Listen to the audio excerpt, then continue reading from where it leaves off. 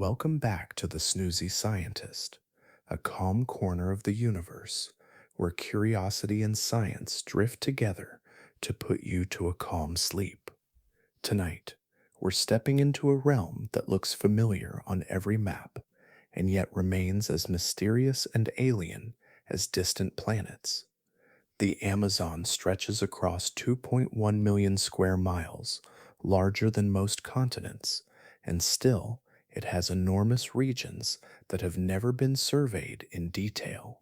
Even with satellites above the clouds, even with drones and decades of field research, some parts of this forest remain blank spaces, unseen and unreachable. There are areas so dense that no outsider has ever taken a single step inside them, not once in recorded history. Biologists estimate that the Amazon holds around 10% of all known species on Earth, and still, they quietly admit that perhaps up to 80% of all its species remain unnamed, unseen, unstudied, as if millions of years of evolution are still hiding in plain sight. There are places here where every single hectare contains more species of plants than entire temperate countries. And deeper inside, there are communities, uncontacted tribes, who live completely isolated from the outside world, protected by distance, culture, and the sheer difficulty of reaching them. For all our tools, our satellites, our desire to measure the unknown, the Amazon remains a place that resists being fully understood, a place where maps fade, trails vanish, and the forest seems to push back. Scientists and explorers alike agree that the Amazon may be the most mysterious place on Earth that we pretend to understand. So, how is it that in an age of instant imaging and interplanetary exploration, we still have a place on our own planet that remains so unreachable and so resistant to our understanding? What forces stand between us and the heart of this forest? And why do so many of its secrets remain untouched, even as we study it year after year? Tonight, we'll wander gently into these mysteries, not to solve them, but to explore the layers that make the Amazon one of Earth's last great frontiers. But before we begin, I would love to know where in the world you're listening from and what the time is there. It is always fascinating to think of these stories being heard across so many different skies. If you enjoy these gentle journeys into Earth's mysteries, please do consider leaving a like and subscribing to the channel. A warm thank you as well to those of you who are already subscribed. You're helping this little corner of the internet grow. Now take a deep breath, close your eyes, and let's begin. When people look at a map, the Amazon often seems like a familiar shape, a wide green sweep stretching across the top half of South America. On paper, it looks contained, something that could be crossed with time and determination. Yet the moment we drift closer, the scale begins to shift beneath us, and what once seemed manageable becomes something far larger, older, and quieter than human ambition. If the forest were lifted and set down over North America, it would cover most of the continental United States from coast to coast. Place it across Europe, and only the northern tips of the continent would peek out beyond the trees. Set it against Australia, and the forest would spill far into the surrounding ocean, so large that the island continent would look like a clearing inside it. These comparisons help, but they still shrink the truth. A continent is a geographic idea that we can name. The Amazon is a living expanse that does not care about borders, and its width is felt more than measured.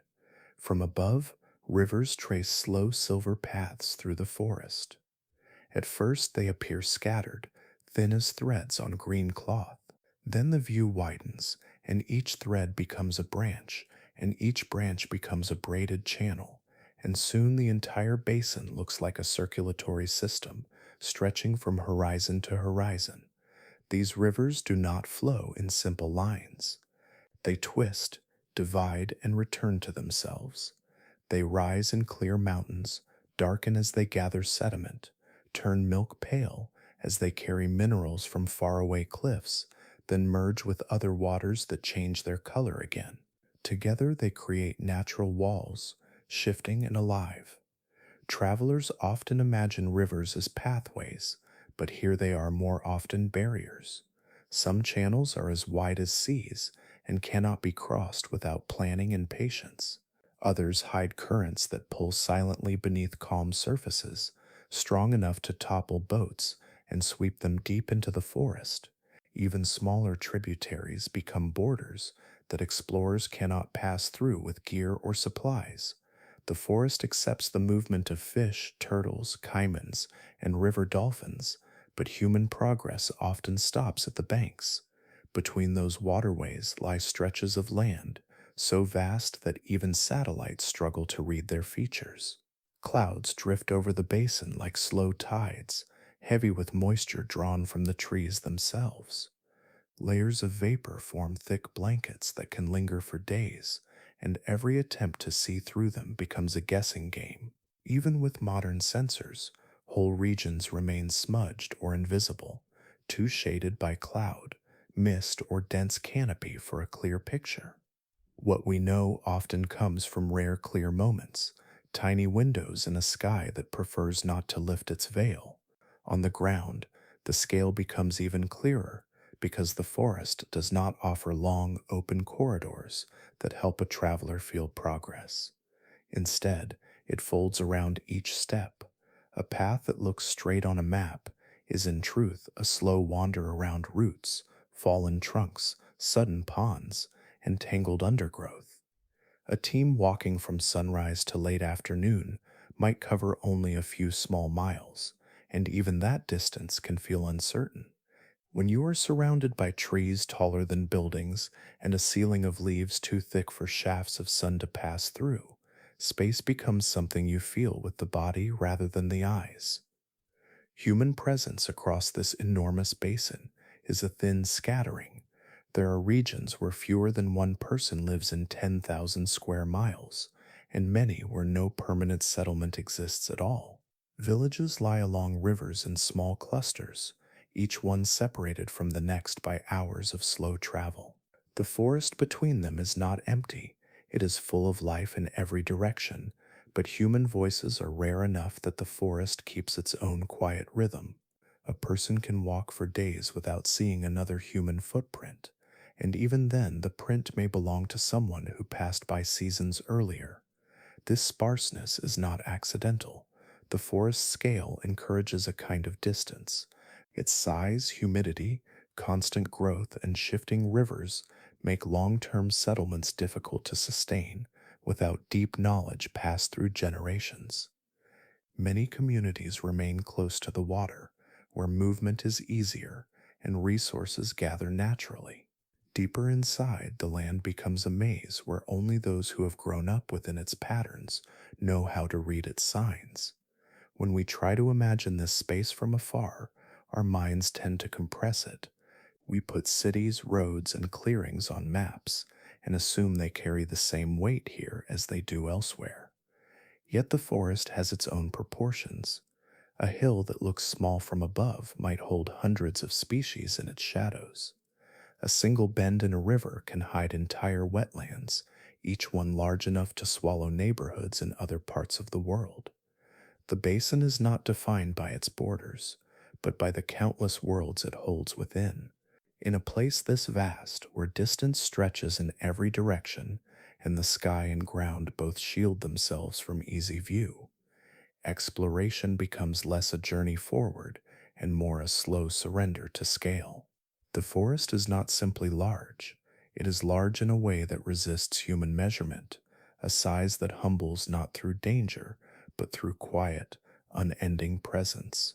Here, the land reminds us that understanding has limits, and that some places remain vast enough to hold their mysteries with ease. As the story moves deeper into the basin, the forest begins to shift in shape. The ground feels softer, the air turns still, and the light thins until it is only a pale suggestion, drifting between trunks. Above this quiet darkness rises the true architecture of the Amazon, a roof so vast and so intricate that it becomes its own world. The canopy does not simply sit overhead, it stretches like an endless continent of leaves, branches, and woven life, held high at heights that reach 150 to 200 feet. From below, the ceiling seems suspended in twilight, a broad surface of green and gold that flickers with stray glimmers of sun. The branches interlace so tightly that even birds sometimes vanish within them, leaving only rustling memories behind. The canopy is not a single layer. It is a stacked mosaic of crowns, each tree pushing upward for a place in the light. Where they meet, their branches fuse into bridges that animals cross without ever touching the forest floor. Long before researchers tried to map this world, the trees shaped a shield through simple persistence.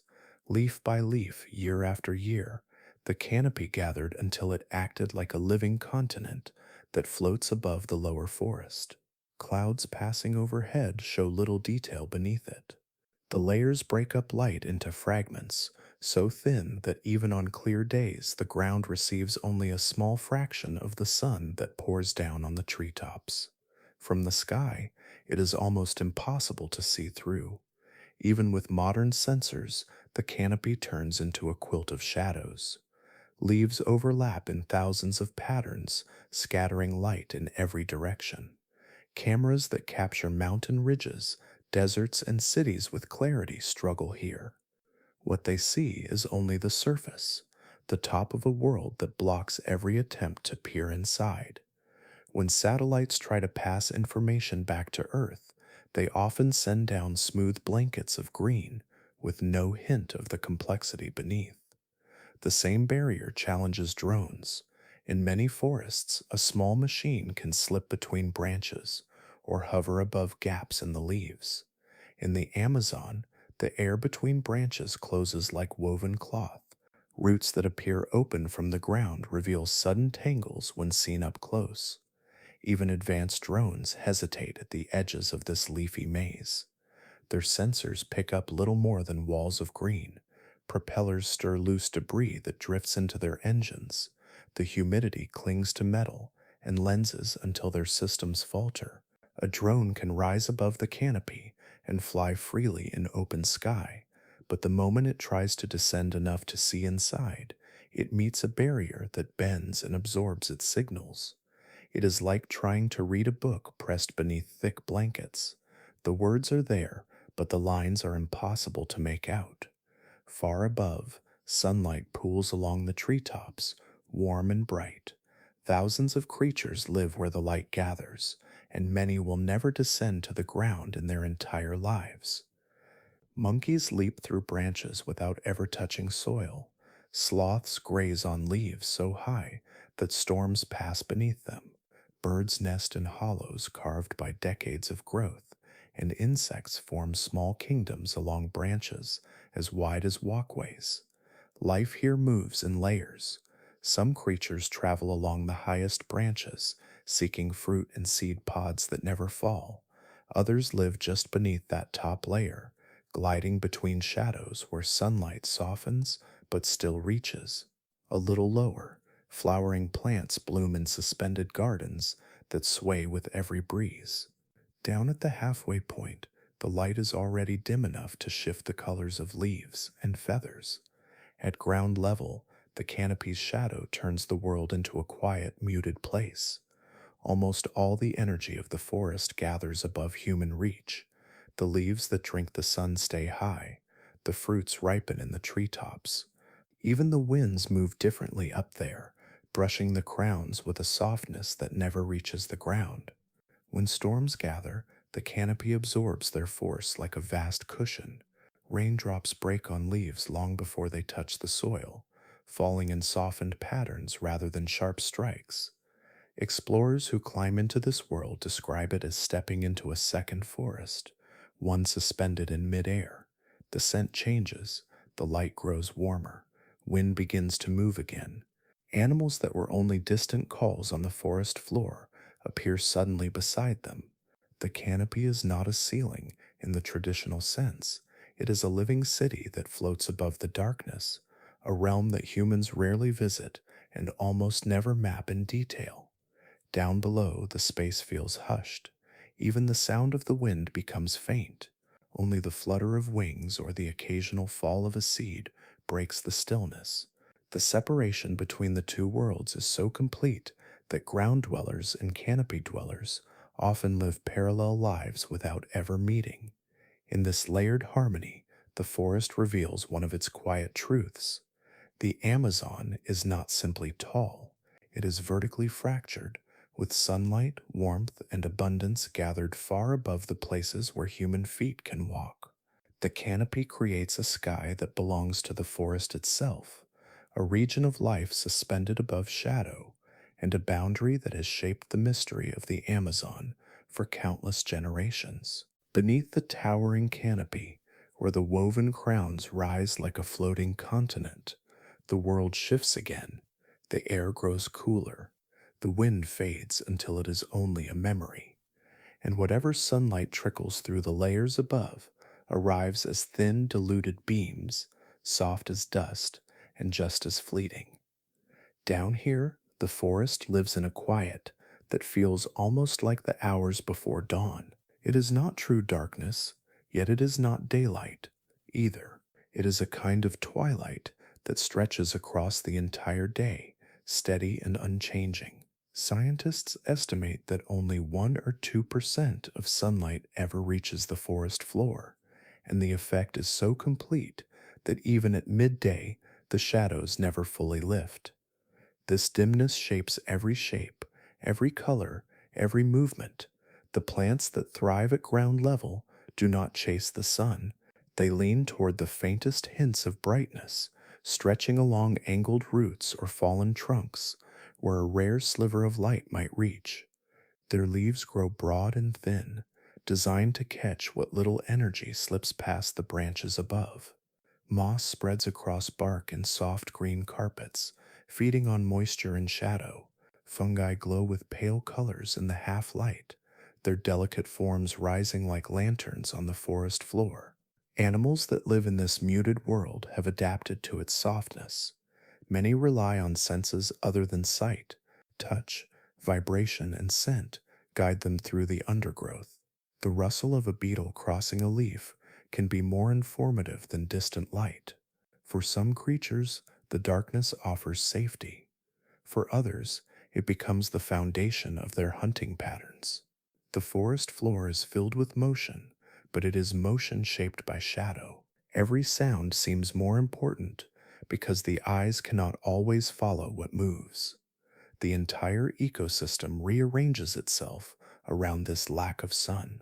Plants race upward, seeking gaps in the canopy where light spills down. Those that cannot climb or grow tall settle into patient lives along the forest floor, using strategies that favor survival in dim conditions. Seedlings wait in the gloom for years, sometimes decades, until a tree above falls and creates a small window of brightness. In that sudden gift of light, the hidden life below rises in a burst of growth, as if awakening from a dream that lasted generations.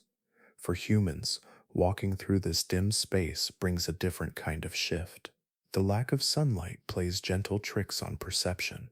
Distance becomes difficult to judge. Even near objects appear farther away.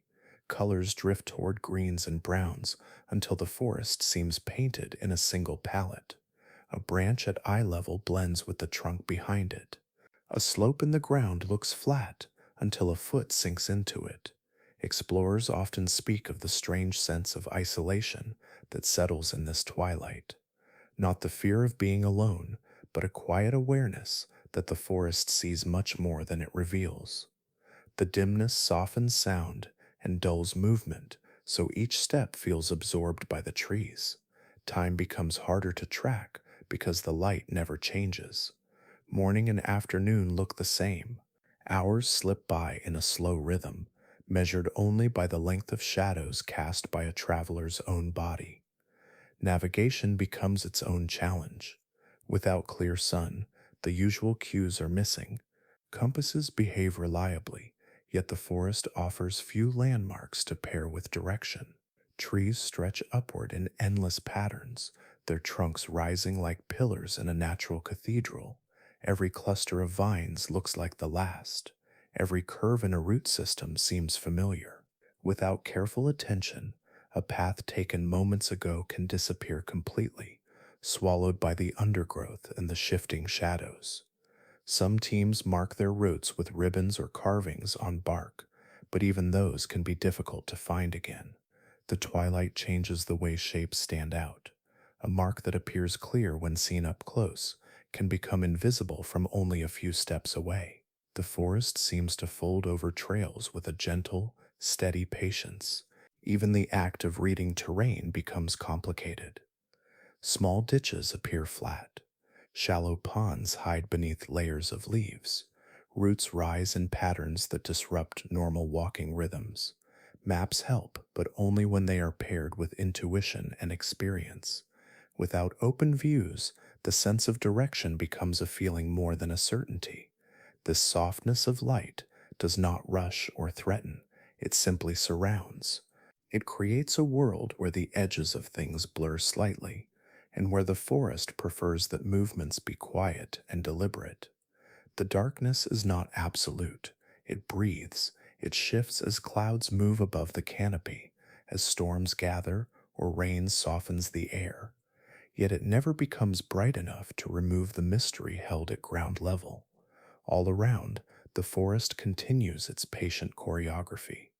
Leaves fall like slow snow, drifting through beams of light that break for only moments at a time. Small birds move through shaded branches with silent wings. The earth smells rich and full, carrying hints of wet bark and deep roots. Every step forward feels like entering a place that has known this twilight for thousands of years. In this muted world, the Amazon reveals a quiet truth. The absence of light is not emptiness, it is a foundation, shaping life in ways that cannot exist anywhere else. And for those who walk through it, the twilight becomes a reminder that the forest keeps its own time, its own seasons, and its own gentle way of guiding those who wander beneath its canopy. As the forest deepens and the twilight settles into a gentle, steady glow, the world beneath the canopy begins to reveal another layer of mystery. The Amazon has never relied on loud warnings or obvious threats. Its greatest dangers move quietly, hidden among leaves, soil, and water. They are creatures shaped by millions of years of evolution in a land where shadows are plentiful and survival favors patience over speed. Here, danger rarely arrives with a roar, it arrives with silence. The first hints of these hidden lives often come not from sight, but from the subtle shift of the forest's rhythm, a crisp stillness in the leaves, a sudden quiet in the insects, a soft rustle that stops before the ear can locate it. For those moving through the undergrowth, the feeling of being watched is not imagined. Many eyes follow each step, though only a few of their owners are ever seen. Among the most elusive of these shadowed guardians is the bushmaster. It is one of the largest venomous snakes in the Americas, yet it moves with a calm that leaves almost no trace. Its body blends so closely with the forest floor that even trained eyes miss it. Fallen leaves hide its patterned scales, twigs break its outline. A curled bushmaster can look like part of the forest's own debris, resting in stillness until night arrives. Most encounters happen because a foot lands too close, or a hand reaches without checking what lies beneath a mound of damp leaves. The snake rarely strikes without reason. Instead, it waits, trusting its camouflage more than confrontation. And it is this quiet confidence that makes the danger so profound. A moment of inattention, a single misplaced step, can turn the stillness into sudden consequence. The fer-de-lance is no easier to see. It favors the dim spaces where the twilight is thickest, where patterns of browns and greens melt together. Its scales mimic the dappled forest floor so perfectly that many photographs show nothing more than leaves at first glance. Only when the eye adjusts does the shape of a coiled body appear, like a hidden story emerging from shadow. This snake is responsible for more bites than almost any other in the region, not out of aggression, but because it becomes nearly indistinguishable from the world around it. Higher in the branches, different dangers take form. Bullet ants, large and dark with sharply defined bodies, move in silent lines along trunks and vines. They do not hide, but their presence is easy to overlook in the dim light. Their sting is legendary for its intensity, and those who have felt it describe the pain as deep and pulsing, as if the forest itself has bitten through them. A single misjudged grip on a tree can place a hand directly in the path of a marching column. Even smaller creatures can bring unexpected harm. Venomous caterpillars, covered in delicate hairs that seem almost harmless, appear on stems and leaves where travelers may steady themselves. Their colors often blend into the foliage. But beneath those soft hairs lie toxins that cause burning sensations, swelling, or in rare cases, more severe effects. Their defense is ancient and passive. They do not chase or bite. They simply wait, trusting that their appearance will keep them safe, even if it means a passing human may not see them until the moment of contact. Water, too, carries its own hidden guardians. Tributaries, darkened by tannins and deep sediments, appear calm on the surface. The water moves slowly, carrying the faint reflections of leaves. Beneath that mirror, electric eels glide without sound. Their bodies hold the ability to release powerful bursts of electricity, strong enough to stun large animals or force a person to lose balance in the water. Yet when seen from above, the eel is little more than a shadow slipping between deeper shadows. A misplaced step in a riverbed or a hand reaching into murky currents can bring a sudden shock that turns the calm water dangerous. Each of these creatures belongs deeply to the forest. None of them seek conflict. Their invisibility is a strategy refined by countless generations. They hide because hiding is what keeps them alive. But for humans, whose senses depend heavily on sight, the forest asks for a different kind of awareness, one that listens more than it looks, one that feels the shifts in the air and respects the spaces where the eye cannot reach. A small mistake here is not always dramatic. It is often quiet, a step too far to the left, a hand placed without thought, a momentary lapse after hours of walking in the dimness. In a landscape where shadows cradle both beauty and danger, the boundary between safety and risk grows thin. What seems like ordinary movement becomes a delicate dance of attention. Yet the forest is never hostile. It simply contains lives that have learned to exist in ways humans are not built for. Its hidden creatures remind every visitor that the Amazon is a place where the unseen shapes every journey, where silence carries weight, and where even the smallest living thing can influence the path of those who walk beneath the sweeping canopy. As we drift farther into the basin, the forest begins to reveal another of its quiet talents. It does not simply stand still and wait to be explored. It moves, it reshapes itself. It closes behind those who walk through it. Paths open for a moment, only to soften and disappear as if the forest draws a gentle breath and smooths its surface again. The first sign of this living change appears in the soil. The ground is soft and layered with leaves, each one breaking down into rich earth with remarkable speed. When someone steps on this surface, their footprint seems clear at first, a small impression held briefly in the damp layer. But within minutes, the shape shifts, leaves settle back into place. Moisture fills in the shallow indent. A passing insect or the faint drift of falling debris disturbs the outline. Soon the mark is gone, swallowed by a forest floor that prefers to remain unmarked. In other landscapes, a trail of footprints can last days, sometimes weeks. Here, the forest gently resists the idea of leaving a trace. It restores itself as quickly as it is pressed down. As travelers move forward, they often carve a simple path through the undergrowth. Branches are pushed aside, vines are lifted, and leaves are brushed away. For a moment, the trail seems obvious and dependable, yet the rainforest grows at a pace that feels almost sentient. Leaves that were bent aside lean back into place. Small stems rise again, moist roots shift and reclaim space. New growth appears so steadily that within hours, a freshly made path becomes difficult to recognize, and within a day, it may vanish completely. The world beneath the canopy does not allow straight lines to last.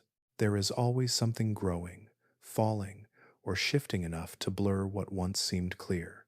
Even the larger features change without warning. Trees that have stood for decades can fall quietly during the night, pushed by softened soil or nudged by winds that never reach the forest floor. A fallen trunk becomes a wall the size of a building, impossible to climb with heavy gear. Branches tangle into new shapes. Vines stretch across the clearing. What was once a clear route becomes an obstacle course, and travelers must turn aside, stepping into new ground that quickly rearranges itself behind them. In this constant reshaping, the forest behaves like a slow breathing organism. It expands and contracts. It opens and closes. It uses growth and decay in equal measure to transform its pathways. The changes are never abrupt. They are subtle, steady, and persistent. This shifting landscape poses a particular challenge for scientific teams. Many rely on landmarks to guide their way back to camp. A distinctive tree trunk, a strangely shaped root, a patch of brighter leaves. But in the dim light, even reliable markers take on new appearances. Moss grows overnight. Fallen branches cover familiar shapes. The angle of light shifts just enough to change the impression of distance. Sometimes, teams use ribbons or carved marks to guide their return. Yet humidity loosens ribbons. Leaves fall and cover the markings. Bark grows or peels in ways that hide carvings. Insects chew through ropes. Even the helpful signs left behind seem to fade into the forest's quiet insistence on renewal. It is not unusual for researchers to find themselves within a short distance of their own campsite and still unable to locate it. Sounds are softened under the canopy. Smoke rises only a little before it diffuses into mist. The scent of cooking fades quickly in the damp air. A camp can be only a few hundred feet away, yet feel as though it has vanished into another world. When teams finally return to their base, they often find that the campsite itself has begun to change. Leaves gather over footprints.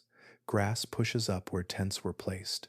The forest wastes no time reclaiming its space, even from those who have been there only a short while. These transformations are not acts of hostility. They are simply the forest's natural rhythm. Growth is constant, decay is fast. Nothing stays still long enough to become permanent. Trails made by humans do not weave themselves into the forest's memory.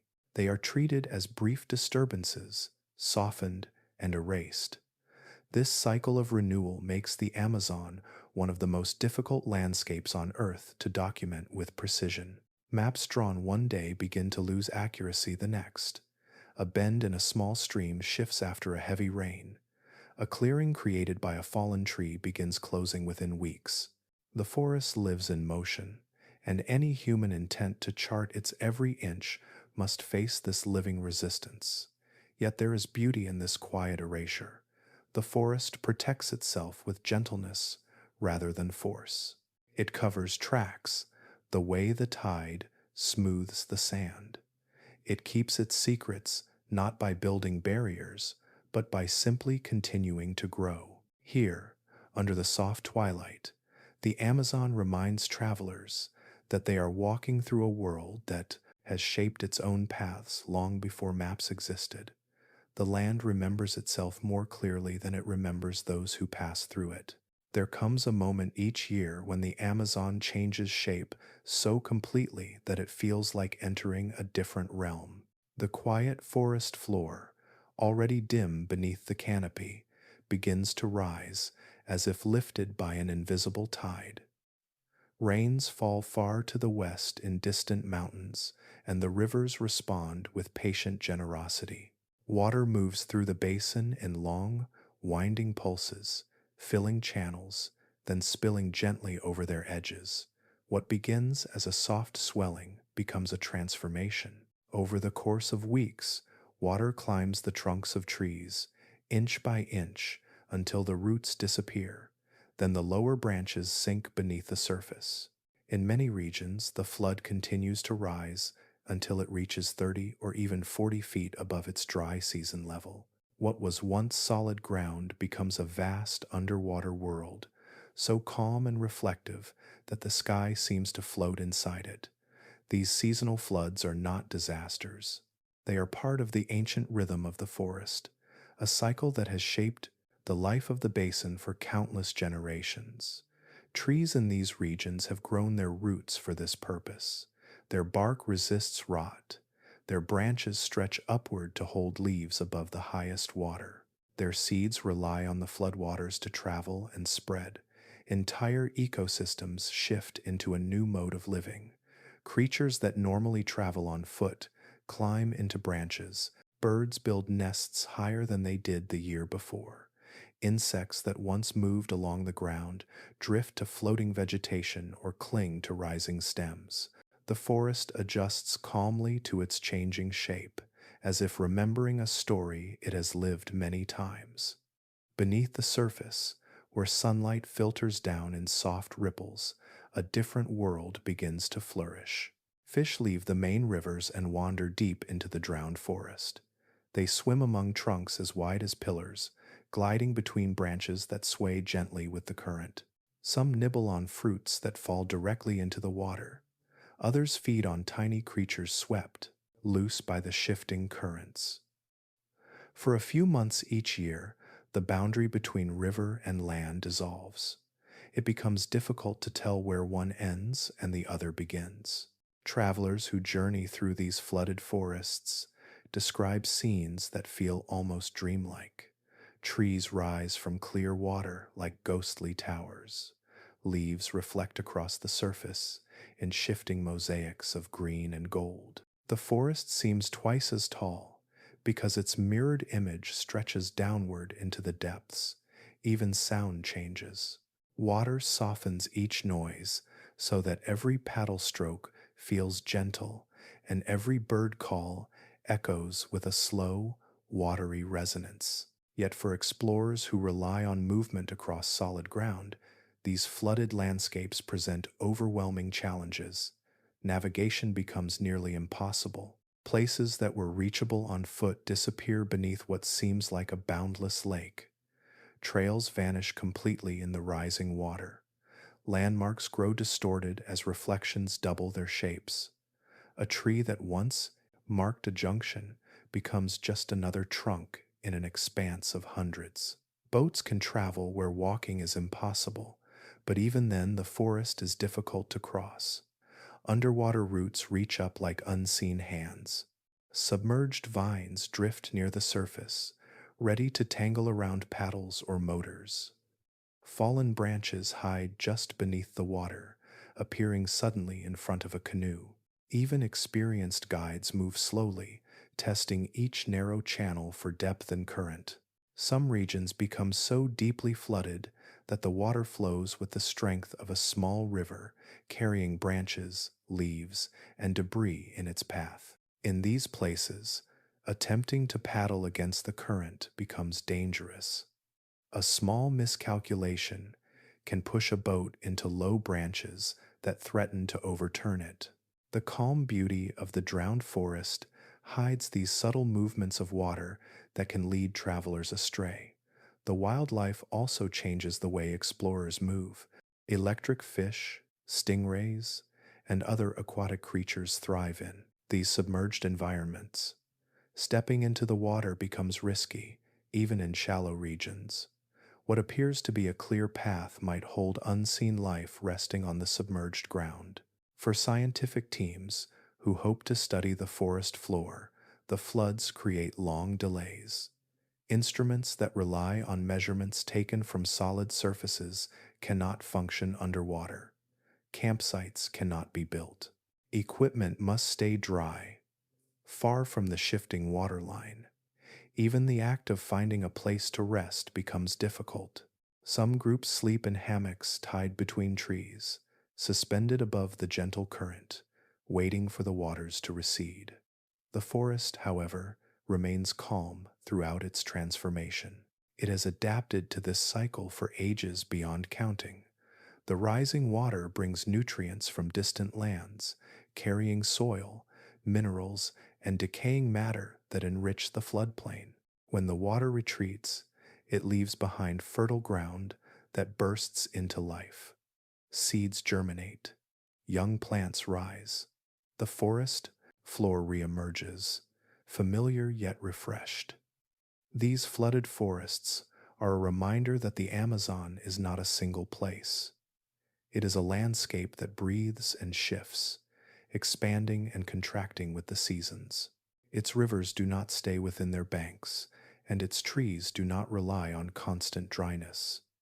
The forest accepts both states, land and water, as equal chapters in its story.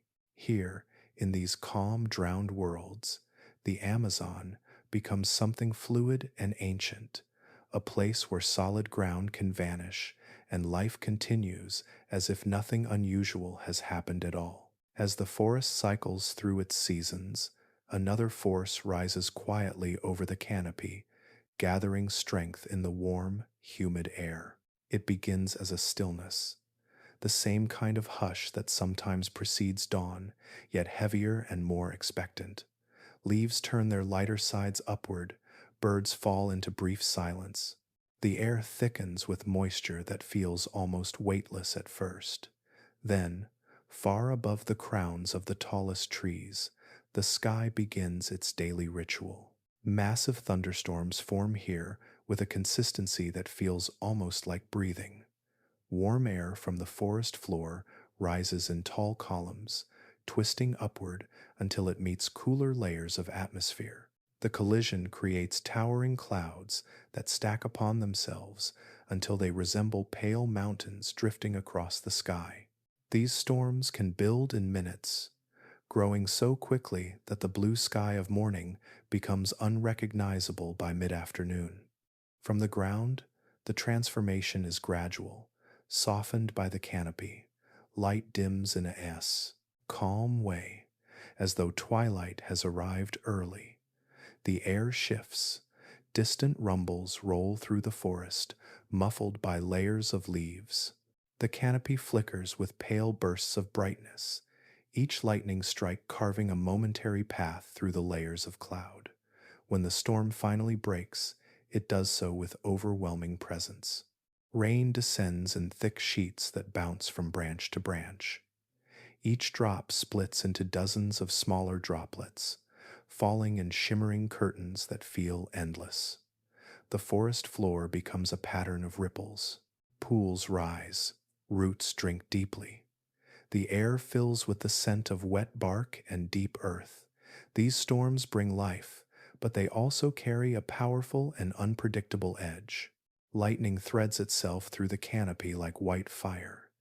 It strikes trees without warning, splitting trunks or igniting small fires that smolder in hidden pockets.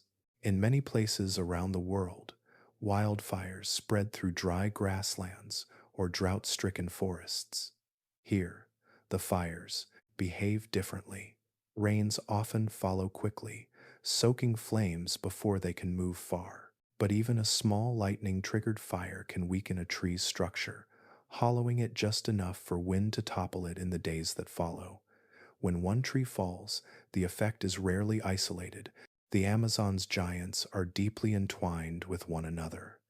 Vines, roots, and branches lock them into a quiet community of shared balance. One weakening, one falling trunk can tug at others, pulling them down in a chain reaction. These treefall chains can stretch hundreds of meters, leaving open scars in the forest that will take years to heal.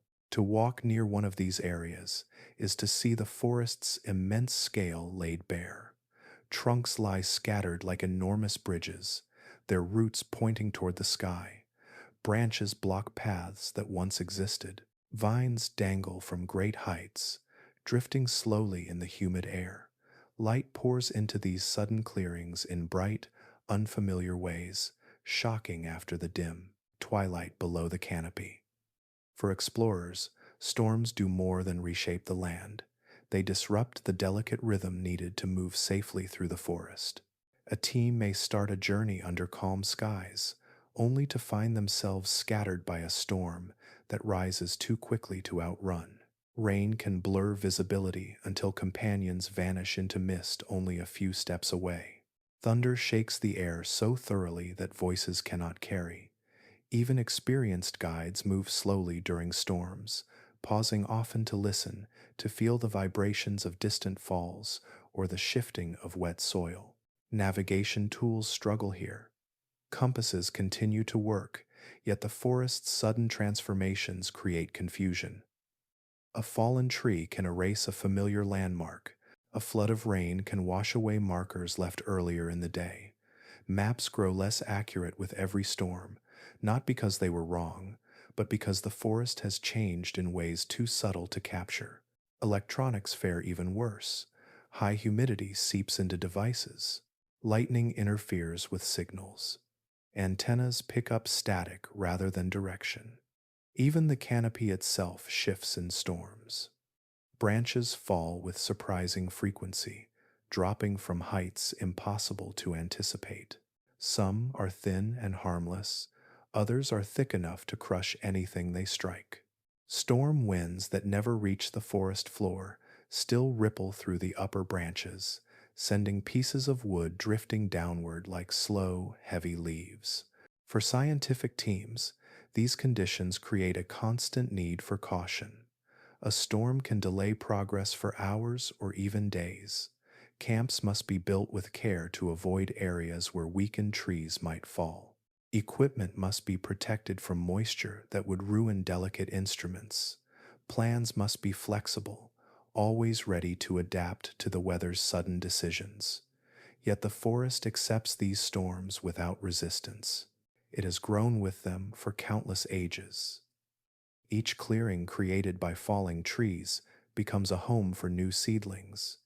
Each flooded region nurtures life in a different form. The storms, though fierce, play a role in shaping the Amazon's complexity. They carve space for renewal and movement. In this way, the Amazon teaches a quiet truth. Even the most powerful forces act within a long, patient cycle. The storms may reshape whole regions, but the forest rises again, steady and calm, continuing its ancient rhythm beneath the shifting sky. As the forest continues its quiet transformations, shifting through storms and floods with the patience of an ancient world, another hidden force waits beneath every step. It is not loud, nor does it announce itself with any visible sign. It lies underfoot, soft and dark, holding the memory of countless seasons. Here in the Amazon, the ground is not simply a surface to walk upon. It is alive. It expands, contracts, settles, and reshapes itself with a slow rhythm shaped by water, roots, and time. At first glance, the soil seems firm enough. Leaves cover it in a gentle layer of brown and gold. Fallen twigs rest lightly across its surface. There are patches of moss, places where new seedlings emerge, and small insects walking in steady lines. But the moment a traveler presses down, the illusion of stability begins to shift.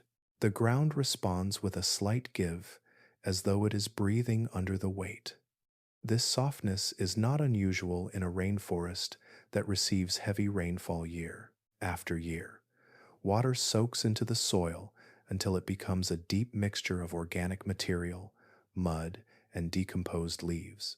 In many places, the swampy ground behaves almost like a sponge. A boot sinks before the mind fully registers the movement. A pole meant to test the depth meets little resistance. The forest floor, shaped by constant moisture, swallows what touches it. For explorers carrying equipment, each step becomes a negotiation. Bags placed on the ground tilt or sink. A miscalculated shift of weight can cause a person to lose balance as the soil pulls downward. What appears to be solid earth may hold only a thin crust, supported by roots and debris that hide a soft pool beneath. Some regions behave like shallow bogs, others like deep mud that grips and does not easily release. These swamp soils change from day to day. A dry spell makes them firmer, though never fully stable. A night of rain turns them liquid again. Floodwaters that once rose through the trees eventually drain away, but they leave behind saturated ground that can take weeks to settle. In the meantime, paths dissolve, clearings grow unpredictable. The seemingly simple act of walking becomes one of continuous caution. Beneath the leaves lies another hidden feature that complicates movement even further. The forest's roots weave through the soil in intricate patterns, creating pockets of air known as root voids. These spaces form naturally as old roots decay and new ones grow. To an explorer, they are invisible traps. The ground above them looks normal, undisturbed by any clue. Yet it may collapse under the slightest pressure, opening into a hollow large enough to twist an ankle or swallow a leg. The sound of such a collapse is quiet, more like a sigh than a break. Soil shifts downward. Leaves fall inward. A foot disappears knee-deep before the body can react. These voids vary in size, some small enough to cause only surprise, others wide enough to create sudden pits that demand rerouting. In areas where water has flowed recently, the voids connect into networks that make the ground feel almost hollow beneath the surface. Travelers carrying gear or scientific instruments must move with slow, deliberate steps. It is not fear that guides them, but an understanding that the land beneath their feet is constantly rearranging itself.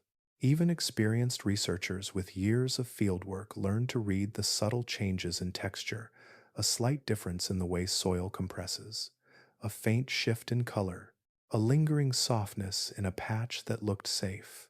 The forest continues its work even when no one is watching. Rain, water currents, and the weight of trees reshape the ground in ways that seem gentle but can be dramatically transformative over time. Flood-driven erosion plays a key role in this daily reshaping. When the waters recede after the high season, small streams carve new paths across the surface. They carry away layers of soil, exposing roots, creating unexpected dips, and forming channels that did not exist weeks earlier. These tiny flows, repeated over countless seasons, sculpt the forest floor in subtle curves and hollows. Loose soil drifts with each rainfall. Banks of streams collapse without warning, taking with them plants and debris. Some areas become marshy and unpredictable, while others dry into cracked surfaces that crumble with a single step. The ground is never the same from one year to the next. In some places, it is never the same from one week to the next. This instability challenges every attempt to explore or map the land. Trails made in the morning may not be safe by evening. Equipment placed on what looked like solid earth can sink overnight as the soil absorbs moisture. Even campsites, chosen carefully for their flatness, can shift during the night when rain loosens the ground beneath the tents. The soil holds the memory of water more deeply than the trees above. It remembers each storm, each flood, each fall of leaves, and all of these memories shape the way it behaves underfoot. In this way, the Amazon reminds every traveler that stability is not a guarantee. The ground breathes, it moves, it yields and reforms, not out of hostility, but because it exists in collaboration with the rain, the roots, and the living world above. Here, The forest floor is not a passive stage. It is a living, shifting tapestry that shapes every step of the journey. As the story follows the forest deeper into its quiet heart, the air grows thicker with warmth and moisture. Every breath carries the scent of wet leaves, soil, and distant rain. The Amazon's beauty is undeniable, but its warmth and water also create ideal conditions for life so small it remains invisible, drifting through the air, hiding in still pools, or moving quietly through the smallest of creatures. These unseen forms of life have shaped the history of exploration far more than any large animal. Long before travelers learned of the forest's hidden snakes or treacherous soils, they faced dangers carried by insects, droplets of water, and the gentle contact of leaves. Here, illness has always been a quiet companion, rising and falling with the tides of humidity and heat. In the dim light of the undergrowth, mosquitoes drift like tiny specks of shadow. Their bodies are delicate and almost weightless, yet they hold the ability to change the fate of entire expeditions. Within their wings, diseases have traveled across centuries and continents. Malaria is among them, a parasite carried deep in the body of certain mosquitoes. When it enters a human host, it settles into the blood, multiplying with a slow, relentless rhythm that brings waves of fever and chills. The early explorers who walked through this forest often carried little understanding of the disease's nature. They felt only that the forest air seemed to turn against them, leaving them weak and feverish. Dengue, another illness spread by mosquitoes, moves through communities with a different pattern, bringing intense aches and exhaustion. Scientists sometimes refer to it as breakbone fever, though its effects vary widely. It spreads quickly in areas where water collects, especially where rainfall gathers in small pools or containers. In the Amazon, water is everywhere. It beads on leaves, pools in the hollows of roots, and gathers in the folds of fallen trunks. These small pockets become nurseries for mosquitoes, which rise in numbers that seem impossible to measure. Zika emerged later in history, yet it found the same conditions equally welcoming. Carried by the same species that spreads dengue, it can move silently through the forest. Many who contract it show few symptoms, while others feel rashes, fever, or joint pain. The challenge is not its severity alone, but its subtle nature. Illness that hides easily is difficult to track, especially in a place where medical care lies far beyond the reach of most trails. Leishmaniasis, carried not by mosquitoes but by sandflies, has its own story. These tiny insects thrive in the shaded, humid pockets of the forest, where decaying leaves and organic matter provide perfect homes. When they bite, they can transmit a parasite that causes slow healing wounds on the skin, or in some forms, affects internal organs. The disease progresses quietly, sometimes appearing long after the initial bite. For explorers, the symptoms were often confusing, arriving weeks after a journey began. In addition to these vector-borne illnesses, the Amazon's constant moisture creates fertile ground for fungal infections. Boots soaked by daily rains become ideal environments for fungi that irritate the skin. Clothing that never fully dries rubs against the body, creating small abrasions where moisture-loving organisms can settle. In some cases, deeper fungal infections take root in cuts or wounds, developing slowly as the humid air prevents healing. Even the simple act of walking, drenched in sweat and surrounded by damp air, increases vulnerability to infections that rarely occur in drier climates. These illnesses shape the very rhythm of life within the forest. While the Amazon's larger creatures are often avoided through caution and awareness, the smallest carriers of disease remain nearly impossible to escape. Mosquitoes find their way through even narrow gaps in nets. Sandflies slip beneath clothing. Water droplets splash against skin during storms. The forest's warmth encourages life at a microscopic scale that thrives without pause. Historically, early expeditions into the Amazon were undone not by predators or storms, but by the cumulative weight of illness. Journals from centuries past describe teams that shrank day by day as fevers rose. Camps that once held dozens of travelers became quiet as sickness spread through their ranks. Supplies grew heavy when carriers fell ill. Plans had to be abandoned not because the forest denied passage, but because the human body could not keep pace with the microscopic world that lived here. Even today, despite better understanding and medical tools, diseases remain part of the forest's natural fabric. Researchers and explorers prepare carefully, carrying treatments, nets, and preventative medicines. Yet caution can only reduce risk, never eliminate it. The Amazon's climate will always support the insects that carry disease, and its humidity will always nourish the fungi that cling to skin and clothing. The forest does not intend harm. It simply provides ideal conditions for millions of organisms, each following its own ancient cycle. Illness thrives here for the same reason everything else does: warmth, moisture, shelter, life in abundance. In the quiet depths of the rainforest, where every leaf holds a drop of water and every shadow shelters movement, these microscopic companions remind us that not all dangers have shape or sound. Some drift on wings too small to see, some live in the soil waiting for the right moment, and some arrive softly, carried by rain, warmth, and time. As the forest reveals more of its hidden workings, a quiet truth begins to take shape.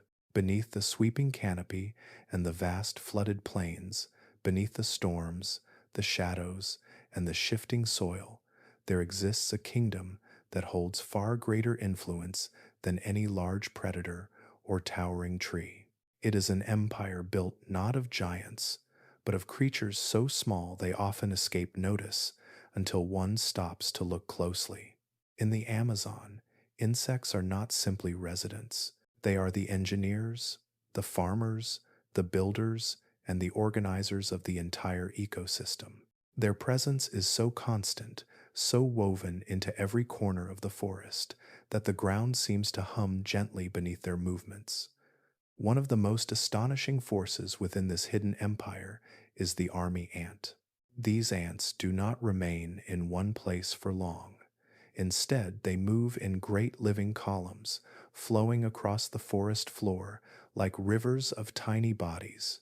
A single colony can contain hundreds of thousands, each one performing its role with perfect coordination.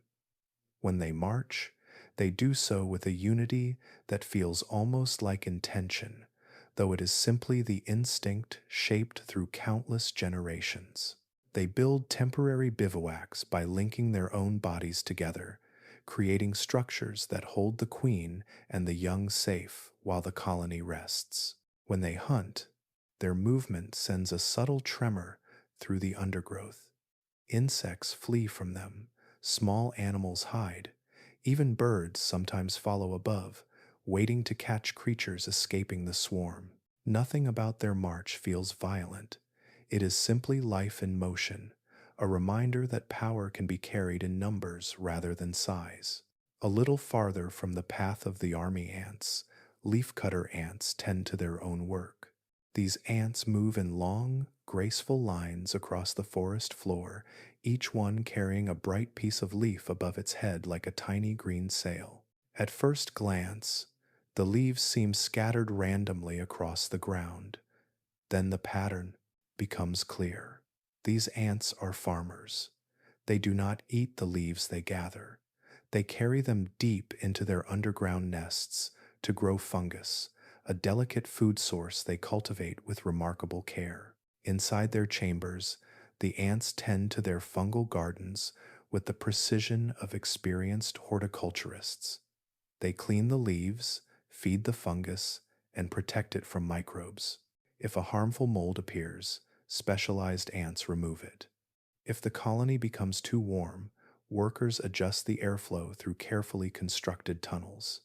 Every movement supports the health of their crop. It is an ancient practice, older than many human forms of agriculture, carried out in darkness, hidden from all but the most patient observers. Termites work even more quietly. Their mounds rise from the forest floor like weathered sculptures, shaped by countless small mandibles carrying specks of soil. Some of these structures are tall, others wide. Each one houses a colony that moves through tunnels beneath the surface, feeding on decaying wood and returning nutrients to the soil. This constant work enriches the ground in ways that support the entire forest. Termites mix organic material into the earth, aerating the soil through their tunnels, distributing minerals, and shaping the chemistry that plants depend upon. In regions where termite mounds are abundant, the soil often grows richer, softer, and more capable of supporting diverse plant life. The insects act as hidden gardeners, shifting the earth grain by grain. Their actions are gentle, yet their influence extends across miles. The forest grows, in part, because they are always working in the shadows. Together, these small creatures form networks of life that challenge any attempt to maintain long-term human presence deep within the Amazon. Camps that remain in one place attract insects within days. Food scents drift through the air, calling ants from great distances. Mosquitoes gather in the heat left by human bodies. Beetles chew through fabrics. Termites investigate wooden supports. The forest does not resist humans with hostility.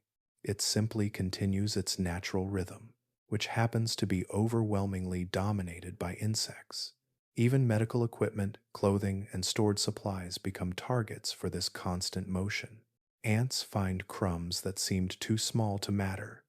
Moisture collects in tents and draws fungal spores. Small gaps in protective nets admit insects that slip silently inside. Travelers spend more time safeguarding their temporary shelters from the insect world than they do from any large predator. For researchers who have stayed in the Amazon for extended periods, the greatest challenge is not the snakes or storms. It is the sheer persistence of insects whose colonies and cycles outnumber anything humans can build or maintain. A campsite exists as a brief pause in a landscape that never stops moving. Insects reclaim the space with steady, unhurried precision. Here, in the depths of the forest, the insect empire is not hidden. It is everywhere, shaping the land with tireless energy.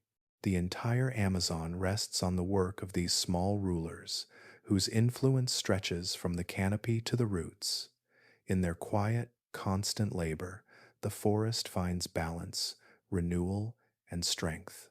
As the forest grows denser and the shadows deepen, there remains a quiet truth that has guided people through this vast landscape long before modern maps, satellite images, or scientific tools existed. The Amazon may resist the movement of outsiders, but it has long been home to those who understand its rhythm. Their knowledge is not written in books or captured on screens. It lives in memory, in stories told beneath that great canopy, and in the steady, grounded awareness passed from one generation to the next. For many indigenous communities, the forest is not an obstacle or a mystery. It is a living relative, familiar and ever-changing, spoken to in the languages of birds, rivers, and wind. They read the landscape in ways that are subtle and deeply attuned to detail, noticing things that most visitors would overlook completely. A bent twig, barely touched, can reveal where an animal passed during the night. The faint scent of crushed leaves marks the direction of a recent trail. The soft shift in the sound of insects signals a change in weather. Even the movements of fish, seen only from the brief shimmer of water against a branch, can hint at the health of a nearby stream. This kind of reading is not performed consciously step by step. It is woven into the senses through years of walking, listening, and learning. Children in these communities grow up with this awareness surrounding them like another layer of air. They learn from elders who walk the forest with calm precision, pointing out lines in the bark that show where vines once clung, or faint scratches that reveal where monkeys searched for insects. They learn to recognize the different kinds of mud beneath their feet and how each texture hints at what lies ahead: a dry ridge, a flooded grove, or a hidden channel that might be passable at dusk but not at dawn. This knowledge is not static. It grows with each generation as new observations are added. Stories explain which plants heal and which harm. Songs recount the safe routes for certain seasons. Rituals teach patience with the forest's shifting moods.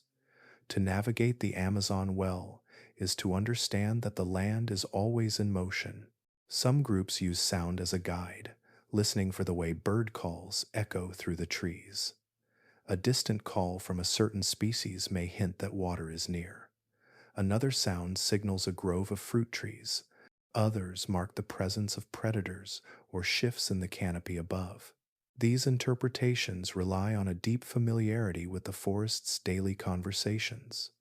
The placement of camps, too, reflects careful thought.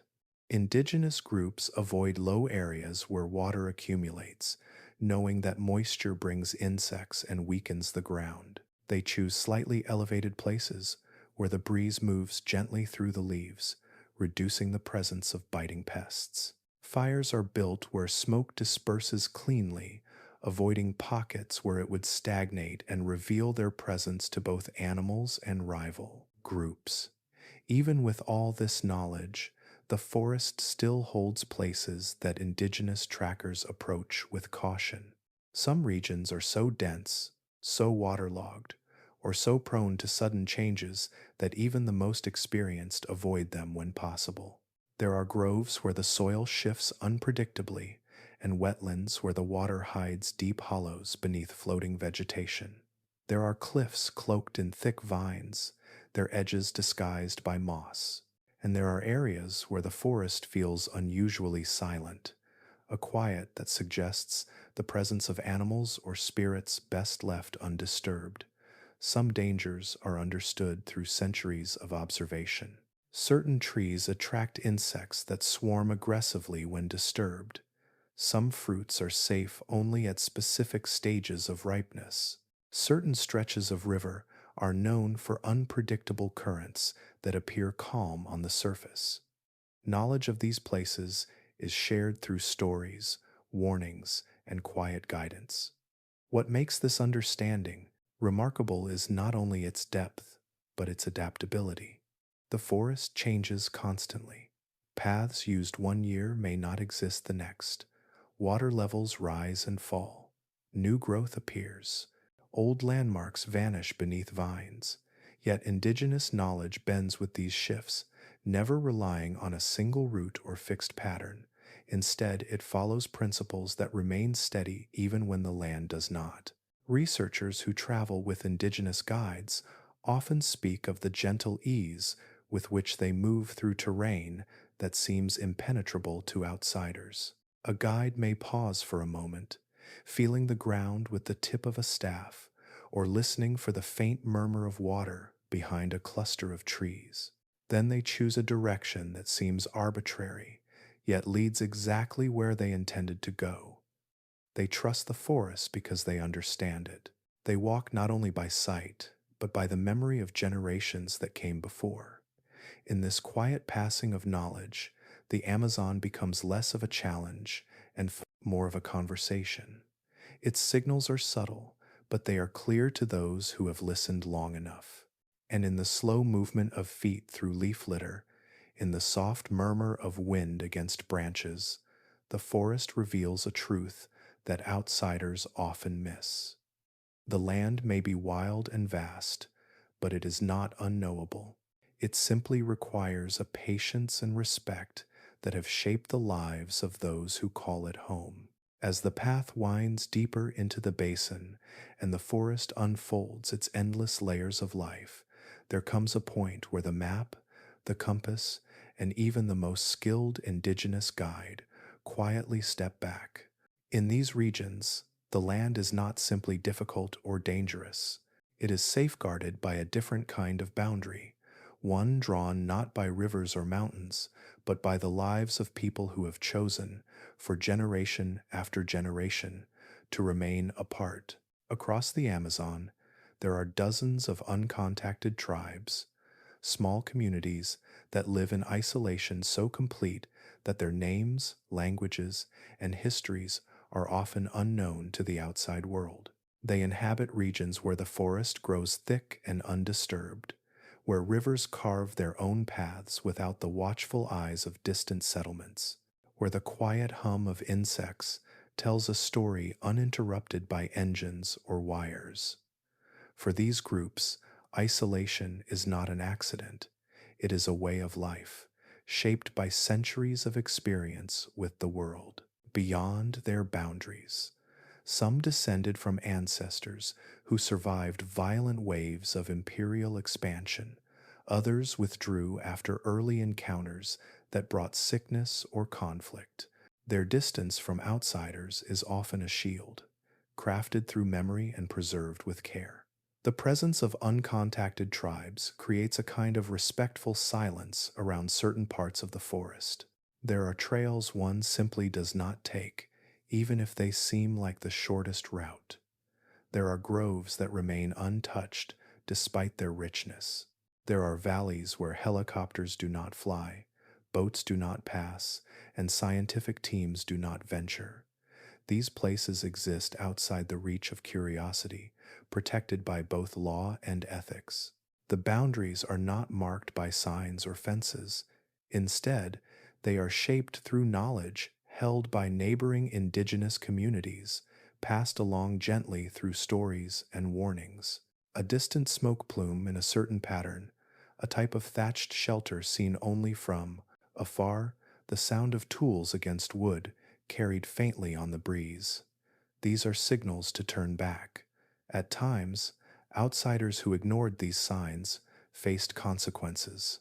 Documented encounters from earlier centuries describe explorers who approached uncontacted groups with no understanding of the dangers they brought with them. Many tribes had no biological defenses against diseases carried by visitors. Illnesses that seemed minor to the outsiders spread through isolated communities with devastating speed. Entire extended families disappeared in a matter of days, leaving behind silence where there had once been song and tradition. Conflict also played a part. Some uncontacted groups, aware of the danger that strangers could bring, chose to protect their territories with firm resistance. Arrows were fired not out of cruelty, but out of fear, caution, and a deep desire to preserve their world. These moments are now recorded in journals, reports, and memories, serving as reminders that exploration must have limits. Modern governments, along with indigenous organizations and international conservation groups, have recognized these boundaries. Many of the regions inhabited by uncontacted tribes are designated as exclusion zones. These areas are large, often spanning thousands of square miles, and they are protected by strict laws. Flights are restricted, logging is prohibited, roads are not built, no research permits are issued. The forest inside these borders remains as untouched as possible, left to the people who have always lived there. These protections, however, are fragile. Illegal miners sometimes push toward the edges of these zones in search of gold. Loggers slip through remote areas hoping to cut valuable hardwoods. Drug smugglers use rivers that cross protected territories. When these intrusions occur, uncontacted groups are once again exposed to threats they cannot predict or defend against. Even so, many tribes continue to thrive within their isolation. Their movements shape the forest around them in ways that are subtle and harmonious. They plant small gardens, hunt with deep respect, and create paths that vanish almost as soon as they are walked. Their knowledge of the land surpasses anything outsiders can learn within a lifetime. Their stories, rhythms, and crafts exist in worlds the outside cannot enter. For explorers who navigate the Amazon with humility, the existence of uncontacted tribes transforms certain regions from places of curiosity into places of reverence. There is a recognition that exploration is not always the act of going farther. Sometimes it is the act of stopping, of stepping back, of acknowledging that there are lives, languages, and traditions that flourish in quiet distance. In this vast rainforest, where mystery is abundant and discovery seems limitless, these zones serve as a gentle reminder that the Amazon is not empty wilderness waiting to be uncovered. It is a living home to many worlds, some shared, some hidden, and some deliberately beyond reach. The forest holds these protected spaces close, cradling them in shadows and leaves. And within them, the uncontacted tribes continue the stories of their ancestors, moving through the rainforest with a knowledge shaped by time, carried forward with care, untouched by the noise of the outside world. As the forest stretches outward in its deep green expanse, another force lies quietly beneath its surface, shaping the land with patient fluidity. The Amazon is not held together by roads or clear paths. It is bound by rivers, thousands of them, weaving through the canopy like long silver threads. These waterways serve as the basin's true highways, carrying nutrients, animals, seeds, and stories from one region to the next. Yet even these highways, which appear calm and constant from afar, are anything but stable. In the Amazon, water has a life of its own. It moves with a quiet authority, shifting direction, depth, and flow in ways that can surprise even those who have lived beside it for generations. While the forest floor can swallow footprints in minutes, the rivers can erase entire landscapes in a single night. The phenomenon known as river piracy plays a significant role in shaping this watery world. Unlike the images the name might suggest, there are no boats or thieves involved. River piracy happens when one river captures the flow of another, pulling its waters into a new path. A channel that has existed for centuries can suddenly shift as water carves a faster route through soft soil or eroded banks. Overnight, a river that once flowed north may rush east instead, drawn by gravity and the quiet persistence of erosion. To the forest, this shift is just another change in the endless cycle of growth and renewal. But to travelers and scientists, it can be bewildering. A waterway that served as a guide becomes unfamiliar.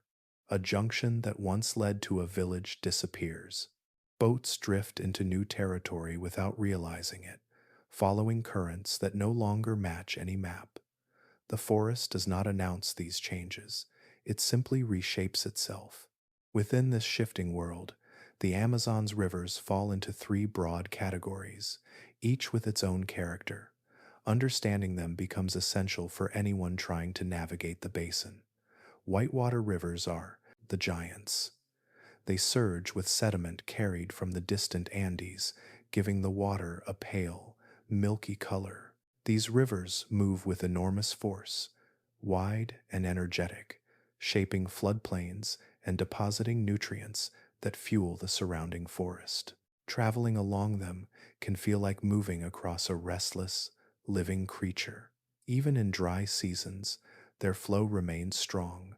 Blackwater rivers offer a different atmosphere entirely.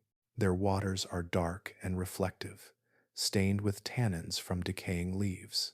They move more slowly, winding through forested areas where the canopy meets the water in quiet shades of gold and shadow. The acidity of these rivers limits mosquito larvae, making them strangely peaceful compared to other water channels. Yet their calm surfaces often hide great depth, and their navigation depends on reading subtle cues in the current. Clearwater rivers fall somewhere between the two. Their waters are transparent enough to reveal sandbanks below and fish gliding in.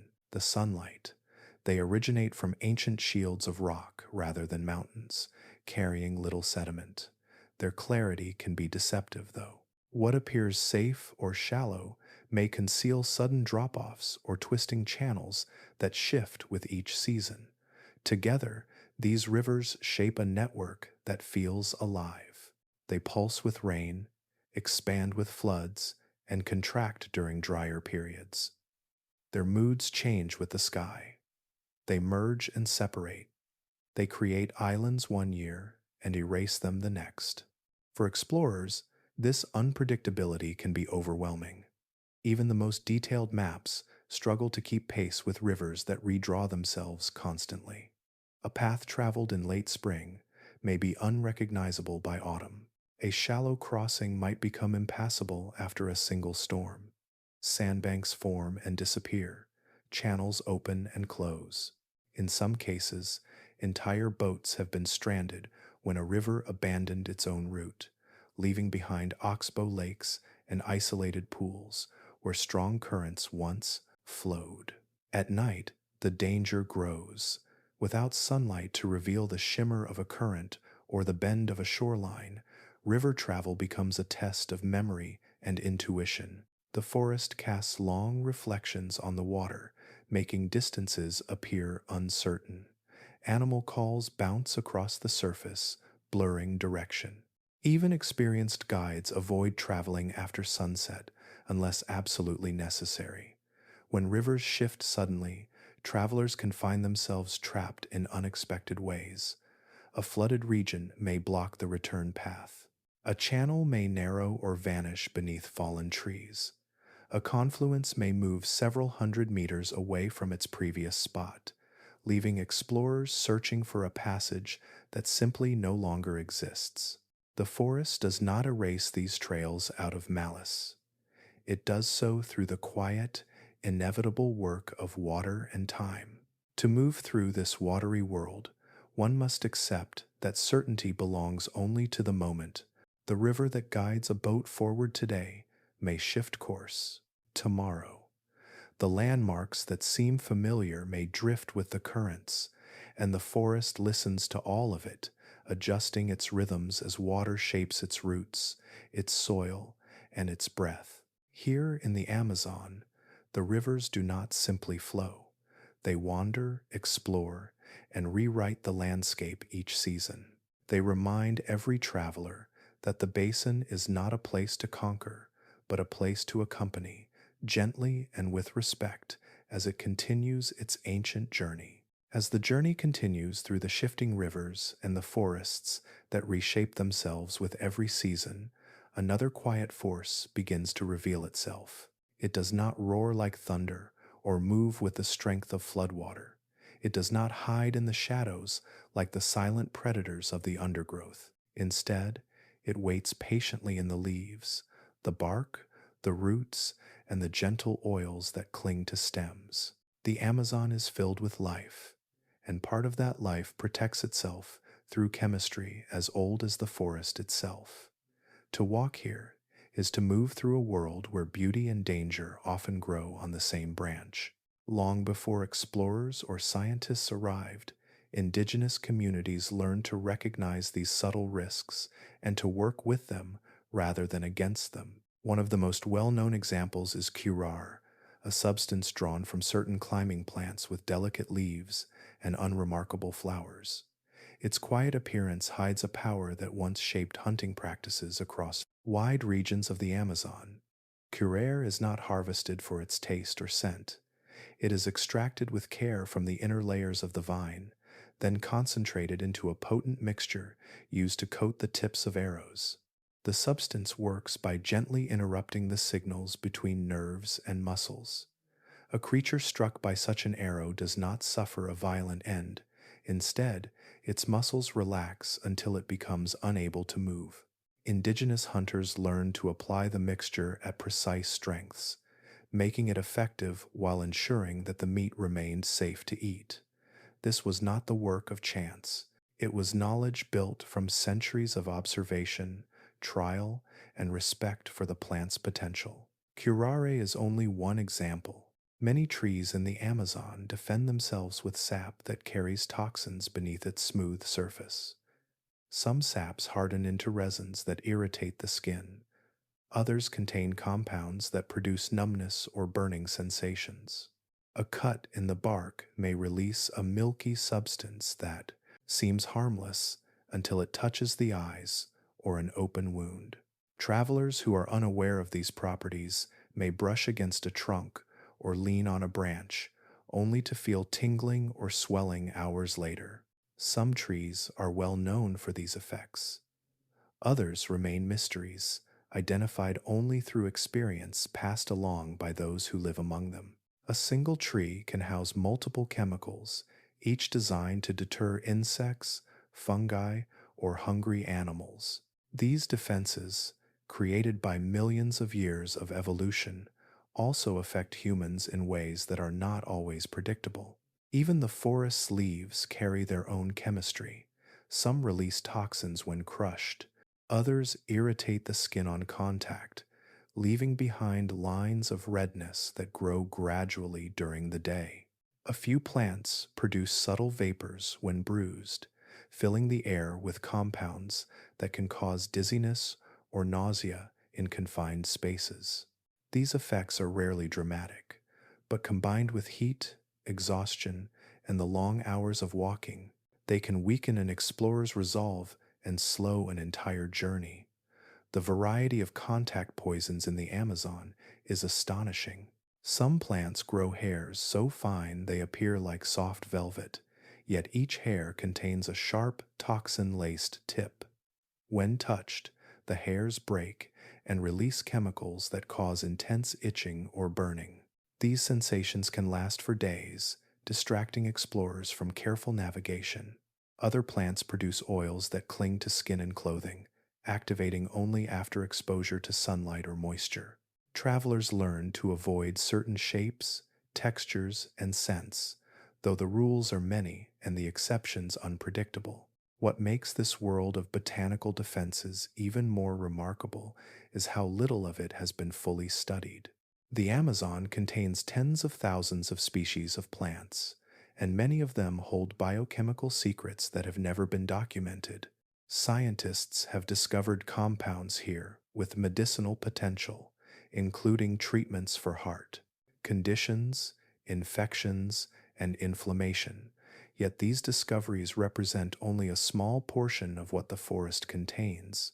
Much of the plant chemistry in the Amazon remains unknown, not because of lack of interest, but because the forest is too vast, too complex, and too difficult to explore in detail. Many species grow only in specific microclimates, appearing in narrow ridges or remote valleys. Others bloom or produce sap for only a short time each year. Some plants cannot be approached safely without proper protection, and many simply blend into the mass of green that covers the forest floor, unnoticed until someone with the right experience identifies them. For those who live in the Amazon, these plants are woven into daily life. They are used in medicine, ceremony, and hunting. They are avoided during certain seasons and gathered during others. Their names and properties are passed along like family stories, each one carrying wisdom shaped by generations. For outsiders, the forest's chemical richness is a quiet reminder that the Amazon is more than a collection of trees. It is a library of living compounds, each one shaped by the need to survive in a place where competition is constant. The dangers here are subtle, often invisible, and always intertwined with beauty. As the path continues forward, the plants around it continue their ancient work. They defend themselves with poisons, scent, and sap, forming a green tapestry that shelters life and challenges those who enter without understanding. In this world, the forest teaches that every leaf, every stem, and every drop of resin holds a story far older than any modern map. As the forest stretches onward, deeper than sight and older than memory, another truth rises gently from its shadows. It becomes clearer with each step, Each rustle of leaves, each soft glimmer of movement that slips between branches. The Amazon is not simply full of life, it is overflowing with it so abundantly and intricately that even the most dedicated scientists can only glimpse pieces of its vast mosaic. Here, life does not present itself in neat categories. It rises in layers, folds, and patterns that blur together like mist drifting across a river. Every hollow in a tree trunk may hold an entire world of insects that exist nowhere else. Every vine may shelter creatures so small they have never been named. The forest holds so many species that even the act of counting them becomes an exercise in humility. Researchers estimate that the Amazon may hold tens of thousands of species that science has not yet described. Some believe the number could be far higher, especially when considering insects, fungi, and microscopic organisms that drift unnoticed in the warm air. Many of these species live in such specific corners of the forest that they might inhabit only a single ridge, a single valley, or even a single large tree. This overwhelming abundance creates a landscape where discovery happens at a pace far faster than identification. Scientists often describe the Amazon as a kind of biological fog.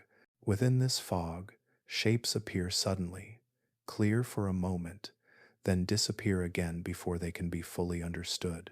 A researcher may encounter a frog with colors unknown to any catalog, photograph it, and never see it again. A butterfly with unusual markings might land briefly on a sleeve, only to vanish into the canopy with no certainty that it has ever been recorded. Some of the most remarkable species known from this region are known only from a single specimen. A bird feather found on the ground, vibrant and strange, becomes the only evidence of a creature that avoids all human eyes. A tiny fish collected in a river net reveals features that match no described species, yet no one has seen another since. A beetle preserved in a jar in a distant museum stands as the only record of a lineage that may still wander the forest in silence or may already have disappeared. Occasionally, the only proof of a new creature is a single photograph, taken in the brief pause between movements. The image becomes a mystery, studied by scientists who debate whether it shows a known species in unusual lighting or something that has never been documented. These creatures drift into scientific literature as whispers, hints of life hidden behind the curtains of vines and shadow. In other parts of the world, discovery often comes with a sense of completion. A new species can be tracked, observed, and documented thoroughly. Here, the forest rarely grants such clarity. The thick canopy, the dim light at the forest floor, the shifting rivers, and the immense distances between clearings mean that even common animals remain elusive. A night bird may call from only a few meters away, yet remain unseen after years of searching. A small mammal might leave tracks along a muddy bank but slip into the undergrowth before any camera can capture its image. This lack of certainty does not arise from the forest hiding deliberately. It comes from the density of life itself. In the Amazon, niches overlap. Species specialize in ways so nuanced that even slight changes in temperature or humidity shape their behavior. Plants provide homes for insects that in turn support spiders that in turn are prey for birds, creating long, delicate chains that require precise balance. Each link supports others, and each connection makes the web of biodiversity richer and more complex. To walk through this world is to feel surrounded by life at every scale. A handful of moss may hold dozens of unseen organisms. The bark of a tree may house beetles with metallic shells that shimmer in faint light. A rotting log becomes a cathedral of fungi, each species glowing softly or spreading in intricate patterns. The soil beneath a single footprint may contain tiny worms, microbes, and spores that influence how entire patches of forest grow. Scientists who study these systems often describe the sensation of being perpetually behind. For each species identified, several more appear. For each new finding recorded, others drift past unnoticed. The forest reveals itself slowly, gently, never all at once. In this biological fog, discovery is not a moment of revelation. It is a continuous state, a quiet unfolding of shapes, sounds, and textures that remind all who enter that the forest's intricacy far exceeds any human attempt to fully understand it. Here in the heart of the Amazon, life does not simply exist. It thrives in countless forms, each one part of a vast tapestry that stretches beyond sight and imagination. And as the path continues forward, the sense grows that every rustle in the leaves, every shimmer of color, every movement at the edge of vision might belong to a species that the world has yet to name. As the journey continues deeper into the heart of the Amazon, a quiet pattern begins to unfold. At first, it seems like a trick of the senses, a subtle shift in the warmth or a slight change in the scent of the air. But step by step, it becomes clear that the forest is not a single place at all. Instead, it is a vast collection of small worlds, each one shaped by its own breath, its own temperature, its own rhythm of moisture and sun. Here, a traveler can walk only a few steps and feel the forest change around them. Air that was warm and heavy becomes cool and crisp in a shaded hollow. A patch of sunlight creates a pocket of heat that rises off the ground like a soft exhale. A gentle breeze moves through a narrow corridor of trees, then disappears entirely when the path turns slightly to the left. In the Amazon, these shifts happen not across miles, but across meters. They create microclimates so distinct that even the smallest patch of forest can host life found nowhere else. The canopy plays a central role in shaping these tiny worlds. High above, leaves and branches form an enormous roof that breaks the sunlight into scattered fragments. Where the canopy is thin, beams of warmth fall freely, heating the ground until the air rises in shimmering waves. In these pockets, butterflies gather, their wings catching the light like pieces of stained glass. Small lizards bask on fallen logs, absorbing the heat. Only a few meters away, another patch of forest may sit in perpetual coolness. Thick layers of leaves block the sun entirely. The air becomes still and damp, filled with the rich scent of soil and moss. Here, fungi glow faintly in the dimness. Frogs cling to wet bark, sheltered from the heat above. The sudden transition between these contrasting spaces can feel like stepping from one season into another. Humidity also shifts in surprising ways. In some areas, the air feels so saturated it seems almost drinkable. Moisture clings to clothing, beads on the skin, and gathers on leaves in heavy droplets that fall with soft, rhythmic plinks. Other areas are unexpectedly dry, shaped by airflow that moves through natural corridors or by the presence of certain trees whose leaves absorb and release water differently. These subtle variations influence what grows and what survives. A single treefall can create a microclimate of its own. When a giant trunk collapses, light pours into the clearing like a golden flood. Heat gathers, drawing insects, birds, and young plants that thrive in the sudden brightness. Vines reach upward with renewed urgency. Ferns spread in wide fans. Within days, the clearing begins to take on a character entirely distinct from the surrounding forest. Even after the canopy regrows, the soil and community of plants retain this brief memory of warmth and light. Moisture patterns shape microclimates as well. Small depressions in the ground collect rainwater, creating shallow pools where fish lay eggs during flood seasons, and frogs gather in rhythmic chorus at dusk. Nearby ridges remain dry even after storms. hosting species adapted to conditions that feel more akin to distant savannas than the damp world only steps away. Certain microclimates form around rivers, where the air cools as water evaporates. These banks attract species that rely on constant moisture, from delicate orchids that cling to branches near the waterline to insects whose larvae drift in currents before taking flight. Yet only a short walk inland, the air warms again, and the sound of flowing water fades into the soft hum of the forest. For scientists and explorers, these shifting conditions create a landscape that is endlessly fascinating but profoundly challenging. Tools calibrated for one environment may fail in another. Cameras fog in highly humid pockets. Batteries drain faster in cooler zones. Boots that stay dry in elevated areas become soaked when the path dips into a moisture-rich hollow. Even simple tasks such as taking notes or recording data grow complicated. Temperature and humidity change so quickly that measurements taken only minutes apart may seem contradictory. A specimen collected from one microclimate may perish if carried into another without proper care. The forest demands patience and adaptability, rewarding those who move slowly and observe carefully. Animals feel these transitions just as strongly. Many species occupy extremely small ranges shaped by the microclimates they rely upon.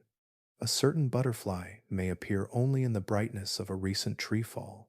A tiny lizard might live only in the cool shade beneath a patch of bromeliads. A frog species may depend entirely on the moisture trapped within a single grove of giant roots. These creatures do not simply live in the Amazon. They live in one of its countless miniature worlds. To walk through these shifting pockets is to feel the forest breathe. Every rise in temperature is an exhale. Every cool, wet hollow is an inhale. The landscape adjusts with remarkable speed, creating transitions that feel almost like moving between rooms in a living house. Here, in the quiet depths of the Amazon, the idea of a single forest dissolves into something more intricate. It becomes a tapestry of microclimates, each one a delicate universe shaped by sunlight, airflow, and water. And as the path continues onward, the realization settles gently that this immense basin holds not one world, but thousands, all woven together beneath the whispering canopy. As the path continues deeper into the basin, another quality of the Amazon begins to reveal itself with gentle insistence. It does not show itself in sudden moments or loud changes. It appears slowly, like a slow breath, like a whisper carried through leaves. The forest is always growing, not in the quiet, seasonal rhythm that shapes many temperate places, but in a constant, patient surge of life that rises day and night. In this place, stillness is an illusion. Even when the trees seem motionless and the air hangs heavy with heat, growth is happening everywhere at once. Roots push through soft soil, vines extend almost imperceptibly, reaching for new branches. Seeds germinate beneath blankets of fallen leaves. Moss spreads grain by grain across bark that still holds the memory of rain. This relentless growth becomes most visible in the clearings, the places where light spills freely onto the ground for the first time in years. These openings can appear naturally, carved by storms, or made by falling giants whose trunks collapse beneath age, wind, or the slow erosion of soil. They can also appear where research teams set up temporary camps or create paths for equipment. But whatever the cause, the clearing does not remain open for long. The moment sunlight reaches the forest floor, a transformation begins. Seeds that have waited in the shadows awaken. Small plants rise with startling speed, their leaves unfolding like the pages of a long, unread book. Ferns expand in wide silhouettes. Young trees, thin but determined, climb toward the light as if racing each other for a chance at the open sky. Even the fallen trunks, once towering figures in the canopy, become instant homes for new life. They cradle mosses, fungi, insects, and seedlings in their softening wood. A single fallen giant can host hundreds of species, forming a living bridge between past and future. Its bark decays into rich soil that nourishes new layers of growth. Ants dig tunnels through it. Small mammals shelter in the cavities created by rot. Vines wrap themselves around the trunk in loose spirals, using it as a ladder to reach higher branches. The forest does not mourn the fallen tree. It uses it, transforms it, and folds it into the ever-growing tapestry around it. To walk through a clearing 1 month and return a few months later is to see a completely different landscape. What was once open and bright becomes crowded with waist-high plants. Pathways disappear beneath walls of leaves. Bushes that were small enough to step over become tall enough to obscure the horizon. Young trees, only thin stems weeks earlier, rise in clusters dense enough to form their own miniature canopy. The speed of this growth challenges every attempt to study or map the forest with precision. Scientists create clearing sites to observe specific plants or animals, only to find their equipment slowly enveloped by vines that creep upward overnight. Markers placed on trees become hidden by new layers of bark or swarmed by moss. Trails created for research expeditions fade under spreading vegetation, requiring teams to cut new paths even after short absences. Maps suffer the same fate. Satellite images capture the shape of the forest at a single moment, but the moment is fleeting. Within weeks, the landscape shifts. A region once damaged by storms begins to heal, covering scars with young growth. A clearing carved by floodwaters fills with pioneering plants. Areas thinned by drought become dense again after a season of storms. Even small changes, repeated across millions of acres, reshape the map faster than researchers can update it. This constant renewal creates challenges for scientists who study species distribution. A plant identified in one location may vanish under new growth and reappear in another. Animals follow the changing abundance of fruit and insects, moving between regions in patterns that depend on growth the human eye cannot easily track. Even long-term research sites require continuous upkeep as the forest attempts to reclaim every structure, every fence, every marker. To those who work here, the speed of growth is both inspiring and humbling. It means the forest can recover from disturbances with remarkable resilience. Yet it also means that human presence is temporary, always balanced against the deeper rhythm of life. A hut, left unattended, becomes overgrown within weeks. A path cleared for travel will disappear almost before it is fully used. Even the sound of footsteps is softened by leaves that fall continually, replenishing the forest floor with fresh material. This living momentum is not chaotic. It follows patterns shaped by light, water, and soil. Fast-growing species take advantage of sudden openings. Slower-growing trees bide their time beneath the shade, preparing for the moment when space appears. Vines weave connections between trunks. Epiphytes, plants that live perched on branches, drift down when storms shake the canopy, settling wherever conditions allow. In this vast, ever-changing world, the forest teaches a quiet truth about time. Human schedules move in days, weeks, and years. The Amazon moves in cycles older than cities, older than nations, shaped by ancient rhythms of sun and rain. It grows faster than we can study it, not out of defiance, but because life here has always flowed forward with unbroken strength. And as the journey continues, the sense grows that every leaf, every sprout, every shifting shadow is a reminder of a forest that never stops creating itself anew. As the journey through the Amazon continues, the forest has revealed countless ways it hides itself. The canopy acts as a shield. The rivers rewrite their own paths. The soil shifts beneath wandering footsteps, and the sheer complexity of life forms a fog that obscures even the most careful observer. For centuries, these layers of mystery made it nearly impossible to understand the land from above. Maps were drawn from guesswork and fragmentary exploration. Entire regions remained blank, filled only with speculation. Then, in recent years, a quiet beam of light changed everything.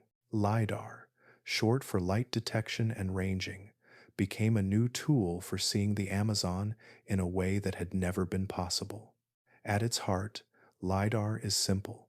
A sensor sends out countless pulses of laser light toward the forest. These pulses travel through the air until they strike something, whether it is a leaf, a branch, or the ground itself. Each pulse bounces back to the sensor, carrying information about the distance it traveled. By collecting millions of these signals, researchers can create a three-dimensional representation of everything below. What makes LiDAR remarkable is its ability to slip between the leaves. Even in a forest where the canopy forms a dense roof far above the soil, the laser pulses can find small openings. A large portion of the light will bounce off the upper branches, but some, perhaps only a tiny fraction, will reach the ground. Over time, as the scanner sends pulse after pulse, different beams find different paths. A pattern begins to form, then becomes clearer, like an image slowly emerging in a developing tray. When scientists first used LiDAR over parts of the Amazon, they expected to see hills, ridges, and the natural shapes of the land. What returned stunned them. Beneath the trees lay straight lines, clusters of geometric shapes, raised platforms, long causeways, and the outlines of vast settlements that no one knew existed. Cities, hidden for centuries by the canopy, reappeared as ghostly lattices of earth and stone.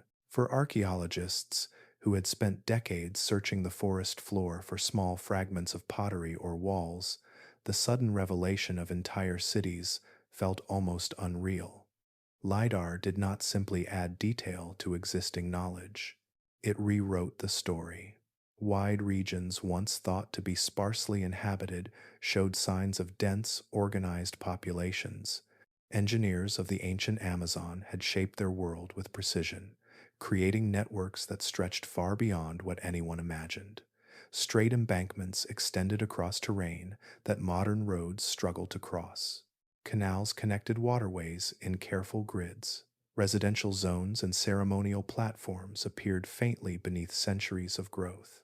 Each discovery was both humbling and exhilarating, a reminder that human history often lies just below the surface, waiting to be revealed by the right light. Yet LiDAR, for all its power, is not without limits. The forest still keeps secrets that technology cannot reach. The laser pulses, though they can penetrate leaves, cannot pass through soil. They cannot reveal delicate artifacts hidden deeper underground. They cannot tell the stories that pottery shards, tools, or bones carry. They cannot distinguish between cultural features and certain natural formations without careful interpretation. A raised ridge may appear on a map, but only archaeologists on the ground can confirm whether it was shaped by human hands or by natural processes. Dense vegetation can also distort or scatter the laser signals. In areas where the canopy forms multiple layers or where trees grow in thick clusters, fewer pulses reach the ground. This makes the digital models less precise, leaving gaps or faint outlines that require careful adjustment. Flooded regions pose their own challenges. Water reflects the pulses in unpredictable ways, creating distortions or complete blanks in the data. Another challenge lies in the scale of the time Amazon itself. Mapping such an enormous region requires time, careful planning, and significant resources. LiDAR is powerful but expensive, and the vast distances mean that only portions of the forest have been scanned. Each new project reveals fresh mysteries, but it also raises new questions about the regions still untouched by light. Despite these limitations, the arrival of LiDAR has changed the relationship between humans and the Amazon's deep past. It has allowed researchers to see beneath the forest without disturbing it, honoring the land while gently lifting its green veil. It has connected the patterns of ancient civilizations to the rhythms of the modern forest, showing how the land remembers those who shaped it long ago. As the beam of light moves across the canopy, pulsing invisibly through leaves and branches, it offers a reminder that the Amazon is not only a world of nature, it is also a world of memory, holding traces of human ingenuity that survived beneath vines, roots, and centuries of rain. And even as technology grows more precise, the forest keeps part of its mystery intact, inviting curiosity while preserving its deepest stories in silence. As the forest slowly reveals the shapes beneath its canopy, the quiet maps created by LiDAR begin to take on deeper meaning. What seemed at first like faint lines etched into the soil soon grows into something far grander.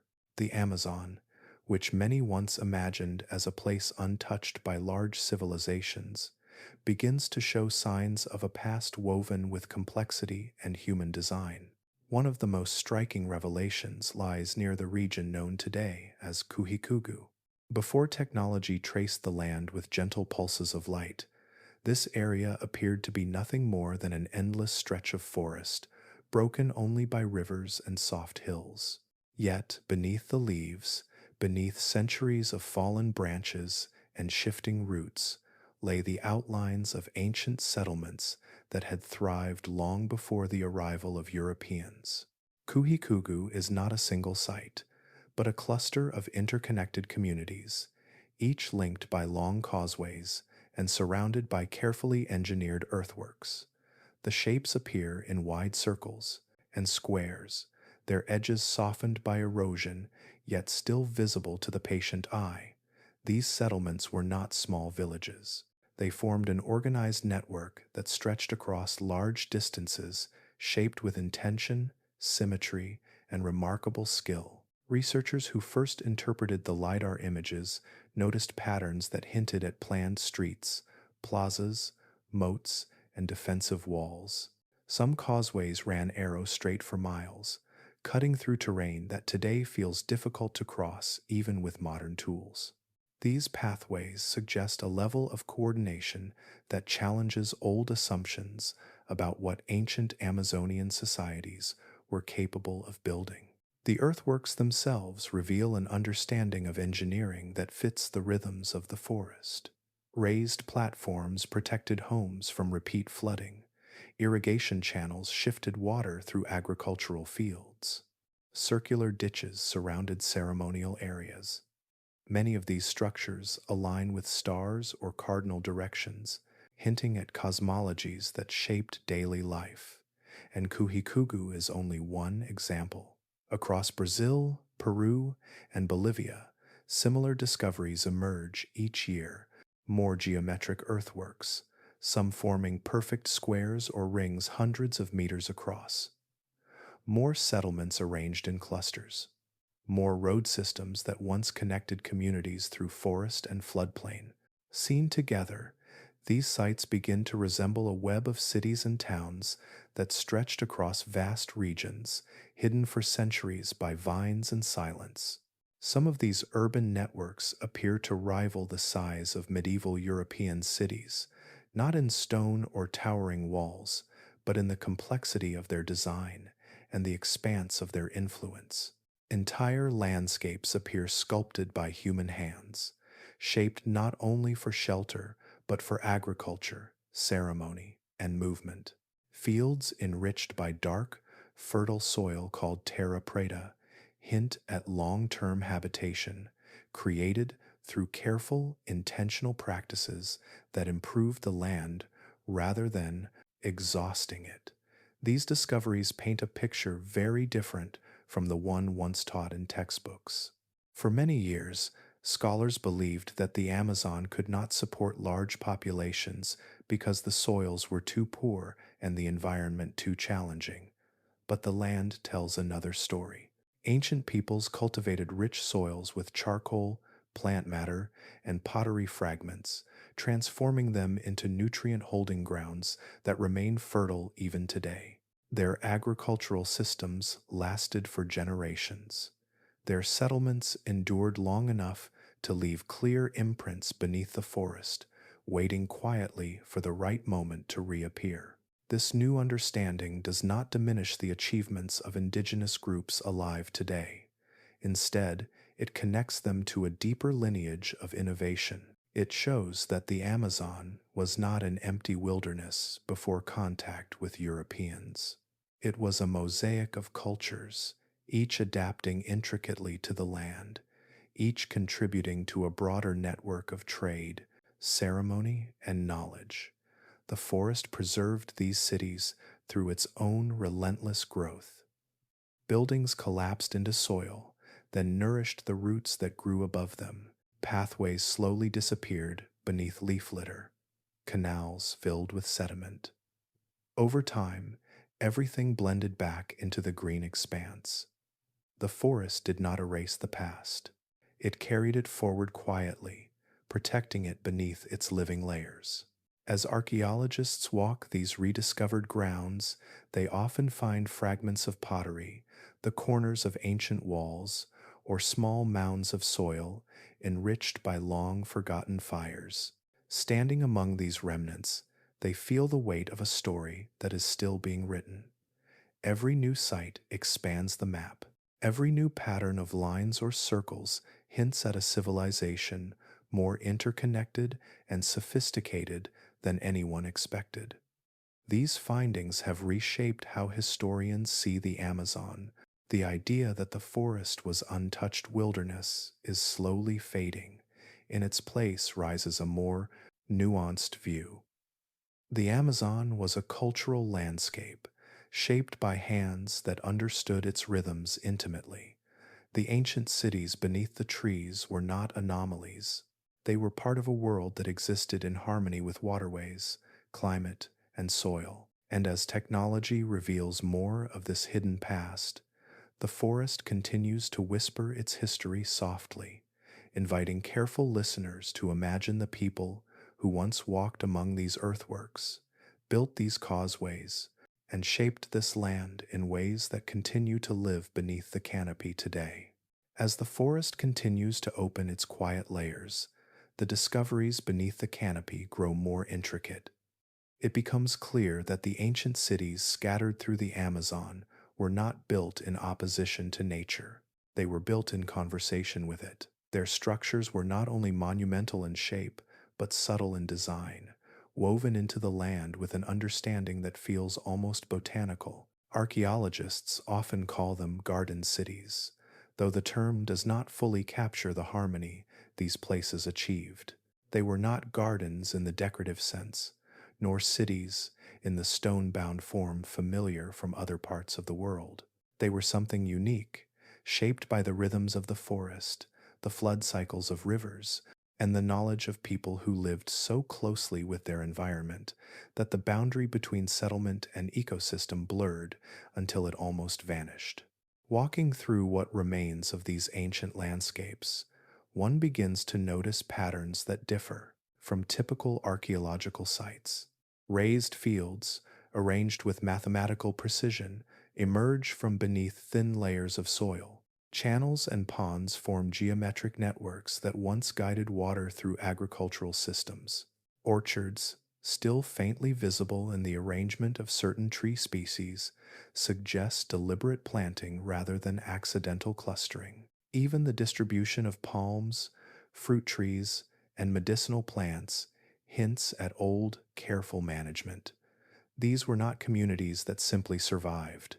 They thrived in a region that challenges modern explorers at every step. A central part of their success lies in the use of Terra preta, a type of dark, fertile soil that remains one of the Amazon's enduring mysteries.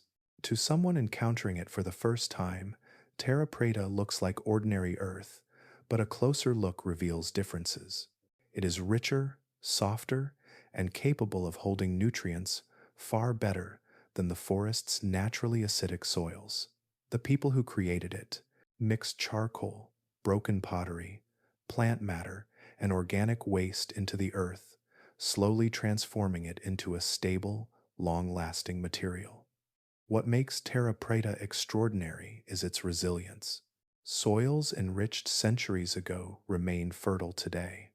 They support lush growth even after repeated cultivation, resisting the rapid nutrient loss common in tropical environments. Modern soil scientists study these patches with curiosity and admiration, finding that the engineered earth contains complex microbial communities that enhance plant growth. These microbes persist through time, carrying the legacy of ancient innovation into the present. For ancient Amazonian societies, Terra preta provided the foundation for sustained agriculture. It allowed them to cultivate crops over long periods without exhausting the land. In some areas, the distribution of this soil forms patterns that outline entire districts of former settlements. These patterns reveal a level of planning and environmental management that challenges the assumption that early Amazonian people relied solely on foraging or shifting cultivation. Their gardens were more than food sources. They were living environments shaped with intention. Agroforestry systems blended crops with native plants to encourage soil health, attract pollinators, and reduce pests.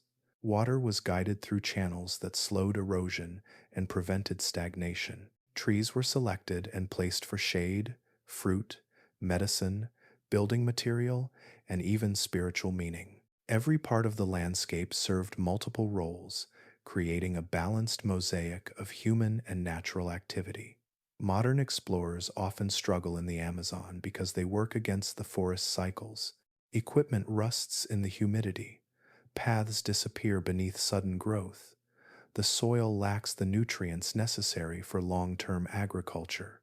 Yet the ancient peoples understood these challenges intimately. They adapted to them, building settlements that worked with the ranges environment rather than attempting to overpower it. Their homes were designed for ventilation. Their fields were elevated to avoid seasonal floods. Their water systems diverted the heavy rains rather than resisting them. Their food sources were diverse, drawn from managed forests, rivers, and carefully tended plots. Even their waste became part of a cycle that strengthened the land rather than polluting it. These garden cities were not isolated. They formed networks connected by roadways that ran straight and true across the landscape. The roads did not cut through the forest aggressively. They flowed through natural clearings, followed higher ground, and followed routes that minimized disruption. Travelers could move between settlements with relative ease, guided by lines of cultivated trees that doubled as markers and food sources. Archaeologists studying these cities find evidence that their residents lived in communities large enough to require coordination, planning, and shared purpose. Yet their impact on the forest was gentle. When the societies eventually declined, whether through climate shifts, disease, or cultural change, the forest reclaimed their lands without struggle. The structures blended back into the soil, leaving behind enriched earth, rearranged plant communities, and the faint outlines of a world built with great care. In many ways, these ancient people succeeded where modern technology stumbles. They created stability in a place known for its unpredictability. They lived in harmony with cycles of water, light, and growth that outsiders often find overwhelming. Their legacy rests not in monumental stone, but in living systems that continue to breathe through the forest centuries later. Beneath the canopy, the garden cities remain quiet, their stories etched into the soil and carried in the roots of trees that still grow in deliberate patterns. Their existence suggests that human life in the Amazon was never defined by struggle alone. It was shaped by understanding, balance and a relationship with the land so deep that even the forest remembers it. As the forest continues to whisper its long memory, another layer of the ancient Amazon begins to reveal itself. This time, the discovery did not come from quiet beams of light drifting through the canopy. It came from absence, from the places where trees were cleared and sunlight touched the ground directly for the first time in centuries. When patches of the forest were cut back for ranching, agriculture, or roads, something unexpected emerged in the exposed soil. Large shapes, carved with deliberate precision, began to appear. Circles as wide as small lakes, squares with sides as straight as if drawn by a ruler, vast geometric patterns arranged across entire hillsides. These were geoglyphs, immense earthworks created by people who had lived here long before the trees grew back. Some were simple in shape, others blended multiple forms, overlapping circles and rectangles, creating designs that resemble ancient signatures written across the land. Their lines were carved into the soil, sometimes several meters wide, often surrounded by embankments and moats. To see them from the ground was to stand inside a silent monument. To see them from above was to witness the full intention of their creators. What makes these structures remarkable is their scale. Many are large enough to be seen clearly only from the sky. Some span distances that modern construction teams would find challenging, requiring careful planning and coordination. Even today, with all our tools and machinery, the exact methods used to shape these earthworks remain partly unknown. Archaeologists believe that geoglyphs served multiple purposes. Some may have been ceremonial, acting as places where communities gathered for rituals, storytelling, or astronomical observations. The shapes often align with points on the horizon where the sun sets on specific days of the year, suggesting a deep awareness of seasonal cycles. These alignments hint at societies that closely monitored the sky, linking their ceremonies to the movement of light. Other geoglyphs may have bordered residential zones. The earthworks could mark the boundaries of settlements, guide travelers along certain routes, or create open spaces for markets and social gatherings. In some regions, the patterns appear in clusters, each cluster connected to another through long straight roads or raised paths. Together, they form networks that reach across the landscape in quiet continuity. Some geoglyphs show signs of being part of broader agricultural systems. Their placement near fertile soils or water channels suggests they were integrated into land management strategies. Ancient communities might have used them not only for ritual or residence, but also to organize, planting, or support drainage during the region's unpredictable floods.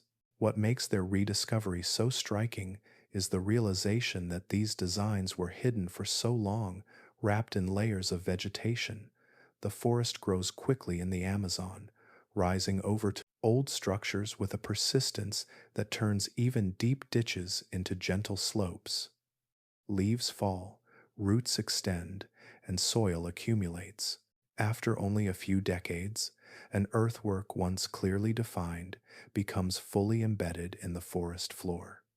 After centuries, it becomes invisible without intervention.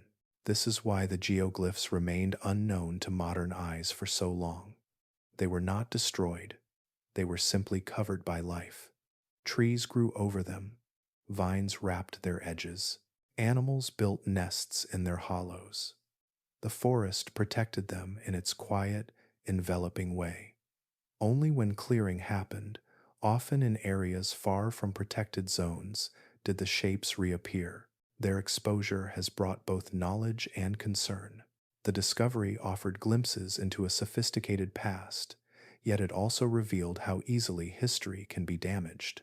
Some geoglyphs were cut through by roads before researchers could study them. Others were partially eroded by rain and modern machinery. Still, enough remain intact to tell a powerful story. These earthworks challenge the old belief that the Amazon lacked large or complex societies. They show that ancient peoples reshaped the land with intention, using soil and stone to create landscapes that reflected culture, spirituality, and community. They built patterns that endured beneath centuries of growth, preserved not by stone but by the forest itself.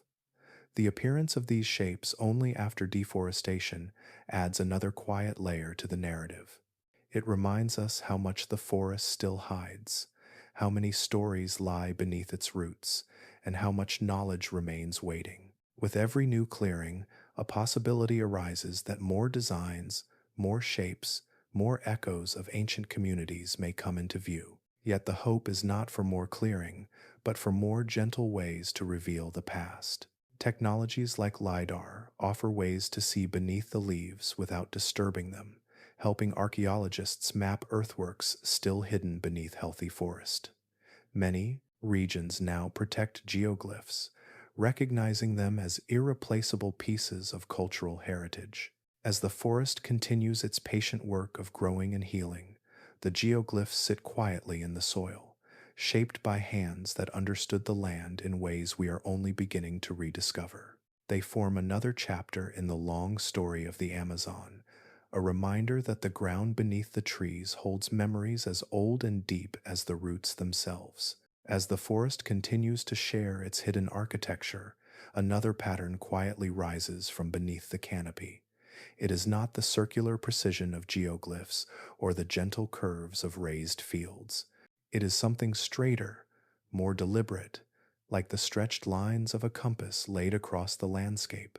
These are the roads and canals, the long pathways once shaped by a civilization that moved through the Amazon with confidence and understanding. To see them from the ground is almost impossible. Trees grow where open corridors once stood. Roots cross paths that were once as smooth as any constructed avenue. Moss covers the edges, and fallen leaves fill the hollows. Yet from above, when the forest allows a glimpse, faint lines appear, straight and unwavering, cutting across hills, valleys, and floodplains with a clarity that leaves researchers astonished. These roads, crafted centuries before modern tools or mapping techniques, stretch for miles in straight lines. They do not bend to avoid obstacles. They travel through difficult terrain as if the ancient engineers refused to let the landscape dictate their direction. Where hills rise, the paths climb. Where soft soil threatens to collapse, they are reinforced with layers of earth or elevated slightly above the ground. In regions prone to flooding, the pathways lift higher still, creating raised causeways that remain visible long after the forest reclaimed their surroundings. The engineering behind these roads speaks to a society that understood the rhythms of water and land with intimate detail. They built not only for distance, but for durability. Some of these pathways were wide enough for groups to move side by side. Others connected clusters of settlements with ceremonial centers. Each road served a purpose, guiding communities through the vast expanse of the Amazon in ways that contradict the long-held belief that the forest prevented large-scale movement or organization. Beside these roads, a network of canals forms another layer of ancient design. These canals, now filled with sediment or lined with vegetation, weave across the landscape in long, graceful arcs. Some run parallel to rivers, helping guide water during flood seasons or diverting it into fields and reservoirs. Others branch out in carefully spaced intervals, creating systems that resemble the irrigation channels of distant civilizations, though adapted to the unique pulse of the Amazon's water cycles. From above, the canals form patterns that mirror the geometry of the earthworks discovered earlier. Their lines reveal careful planning, not random digging. Their placement suggests deep knowledge of seasonal flooding, soil composition, and the movement of aquatic life. In some regions, the canals intersect with roads, creating hubs that may have once been important for trade or travel. These intersections hint at communities that navigated both land and water with equal ease. The existence of such an extensive network raises quiet but powerful questions about the size of the societies that built them. Civilizations capable of shaping roads across miles of forest and carving canals through thick soil must have supported large populations. These were not small, scattered groups living in isolation. They were interconnected communities, possibly numbering in the tens or hundreds of thousands, spread across wide regions yet linked through shared knowledge, labor, and purpose. Archaeologists studying these structures estimate that the region may have once supported population densities comparable to some medieval regions of Europe. The evidence lies not only in the scale of construction, but in the coordination required to maintain such networks. Roads must be cleared, canals must be dredged, fields must be tended. Homes must be built along consistent pathways. None of this happens without organized groups working together over long periods. The forest, in its quiet way, has preserved these pathways, even as it reclaimed them. Soil softened by centuries of roots still traces the edges of old canals. Subtle depressions mark the lines where roads once lay. In certain seasons, when sunlight hits the canopy at a particular angle, the shapes appear faintly beneath the leaves, like memories rising through water. Some of these pathways stretch through regions that today feel nearly impassable. Thick undergrowth hides the ground. Fallen trunks lie in tangled layers. Swampy areas challenge every step. Yet the ancient roads cut straight through, suggesting the land looked very different hundreds of years ago. Perhaps forests were managed with precision. Perhaps open corridors lined the roads, maintained by controlled plantings or regular clearing. The environment may have been shaped not only by nature, but by consistent human care. The canals also hint at a time when water flow was directed with intention. Their presence suggests that ancient peoples did not simply endure seasonal floods, they harnessed them. By guiding water into certain areas, they may have supported fish farming, enhanced soil fertility, or provided reservoirs during dry periods. This level of management indicates an advanced understanding of hydrology, adapted perfectly to the Amazon's unique balance of rain and river. As researchers walk through these regions today, the forest's silence makes it difficult to imagine the vibrant life that once moved along these routes. Yet the evidence remains. Every straight line beneath the canopy, every curve of an ancient canal, every raised edge of soil shaped by hands long gone. Together, they tell a story of a civilization that walked confidently through the Amazon, leaving traces of roads and waterways that still whisper their presence beneath the living forest. And as the journey continues, the lines and channels fade once more into the leaves, becoming part of the quiet, ancient memory held gently in the heart of the rainforest. As the pathways and canals fade once more beneath the rustling leaves, a quieter question begins to rise in their place. It hovers in the still air, like a thought not yet spoken, carried by the scent of wet soil and drifting pollen. Each discovery so far has revealed only fragments of a greater story, and that story feels far from complete. The Amazon keeps its secrets close, and even the truths we have already uncovered feel like the edges of something larger, older, and deeper than we imagined. Archaeologists know that only a tiny portion of the forest has been studied in detail. For every earthwork mapped, there may be dozens still hidden beneath the canopy. For every ancient settlement identified, many more wait under layers of roots and centuries of leaf fall. The Amazon's density does not simply conceal stone or soil. It wraps entire chapters of human history in living green, folding them into the forest as if protecting them from the passing of time. The reasons for this limited understanding become clear the moment researchers attempt to work in these regions. Excavation in the Amazon is painfully slow. The soil is soft and constantly shifting with moisture. Roots spread in tangled webs that make careful digging almost surgical in difficulty. Every movement must be gentle to avoid disturbing fragile artifacts or small features of the landscape. Rain arrives without warning. Floods erase days of work. Plants reclaim open patches with astonishing speed. The forest grows faster than any excavation can keep up. Even reaching a site requires great effort. Many areas can only be accessed by long river journeys, winding through channels that change course year by year. Others lie deep within protected zones where uncontacted tribes may live, and entry is not allowed for safety and ethical reasons. Still more regions remain entirely unmapped beneath the canopy, known only as vague outlines on satellite imagery or dark spaces in digital models. Because of these challenges, archaeologists estimate that only a small fraction of the forest floor has ever been touched by scientific hands. Most of the Amazon remains untouched by formal archaeological work.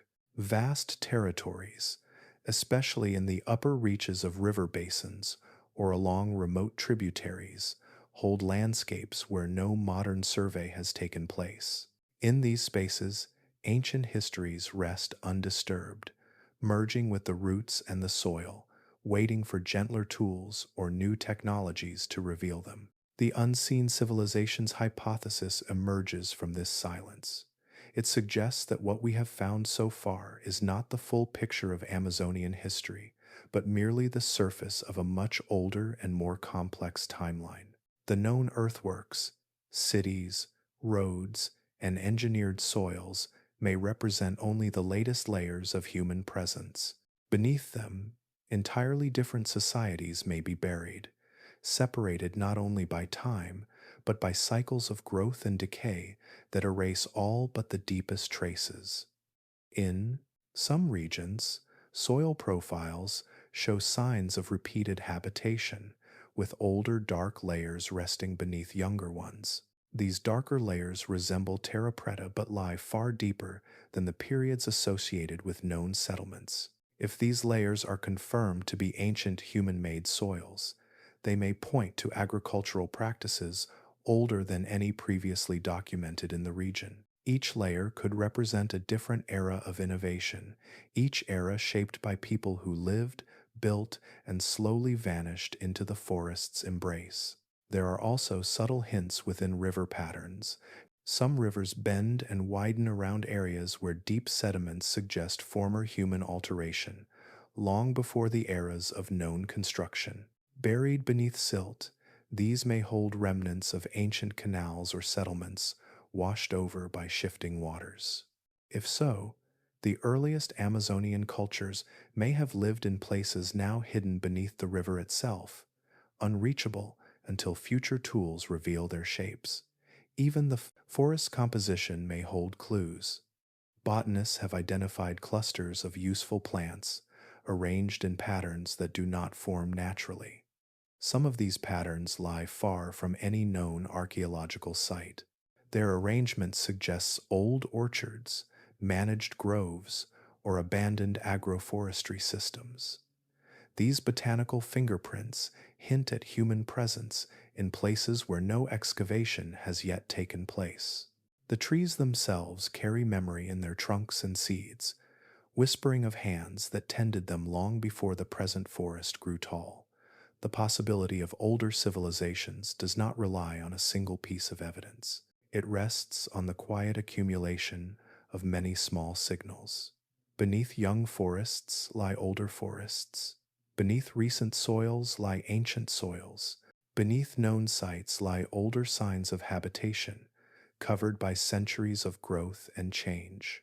The Amazon rewrites itself constantly, layer upon layer, and in that rewriting, traces of different cultures may have been sealed away. For now, the forest keeps most of its deeper past hidden. Archaeologists move carefully, guided by faint clues and new technologies. LiDAR, while powerful, can only reveal the outlines of structures, not the deeper layers beneath them. Excavation is slow, limited by weather, accessibility, and the need to protect both the forest and the communities who still live within it. So the question remains open, suspended in the stillness beneath the trees. What else lies unseen? How many civilizations lived here before the ones we know? How far back does the human story of the Amazon truly stretch? The forest does not answer.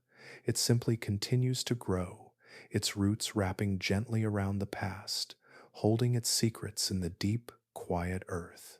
As the ancient stories hidden beneath the soil settle softly back into silence, the forest lifts our attention upward again, toward something larger than any earthwork or forgotten road. It rises into the moving air, the drifting clouds, and the long breath of moisture that travels far beyond the boundaries of the trees. The Amazon is not only a landscape beneath the canopy, it is also a vast engine above it, shaping winds, clouds, and rainfall with a rhythm so steady and powerful that entire continents feel its influence. From the ground, this power is almost invisible. The air feels warm, the leaves glisten with droplets, the humidity presses gently against the skin, yet these small sensations belong to something immense, a cycle of water that begins at the roots and branches of countless trees. Each tree, drawing water from the soil, releases moisture back into the air through tiny pores on its leaves. Multiply this by billions of trees and vines, and the forest becomes a living fountain, sending vapor upward in slow, continuous plumes. Scientists call these plumes flying rivers. The name sounds poetic, but it describes a very real movement of moisture. As warm air rises from the canopy, the water it carries travels through the atmosphere in long, drifting currents. These airborne rivers can stretch across thousands of miles, sometimes carrying more water than the Amazon River itself.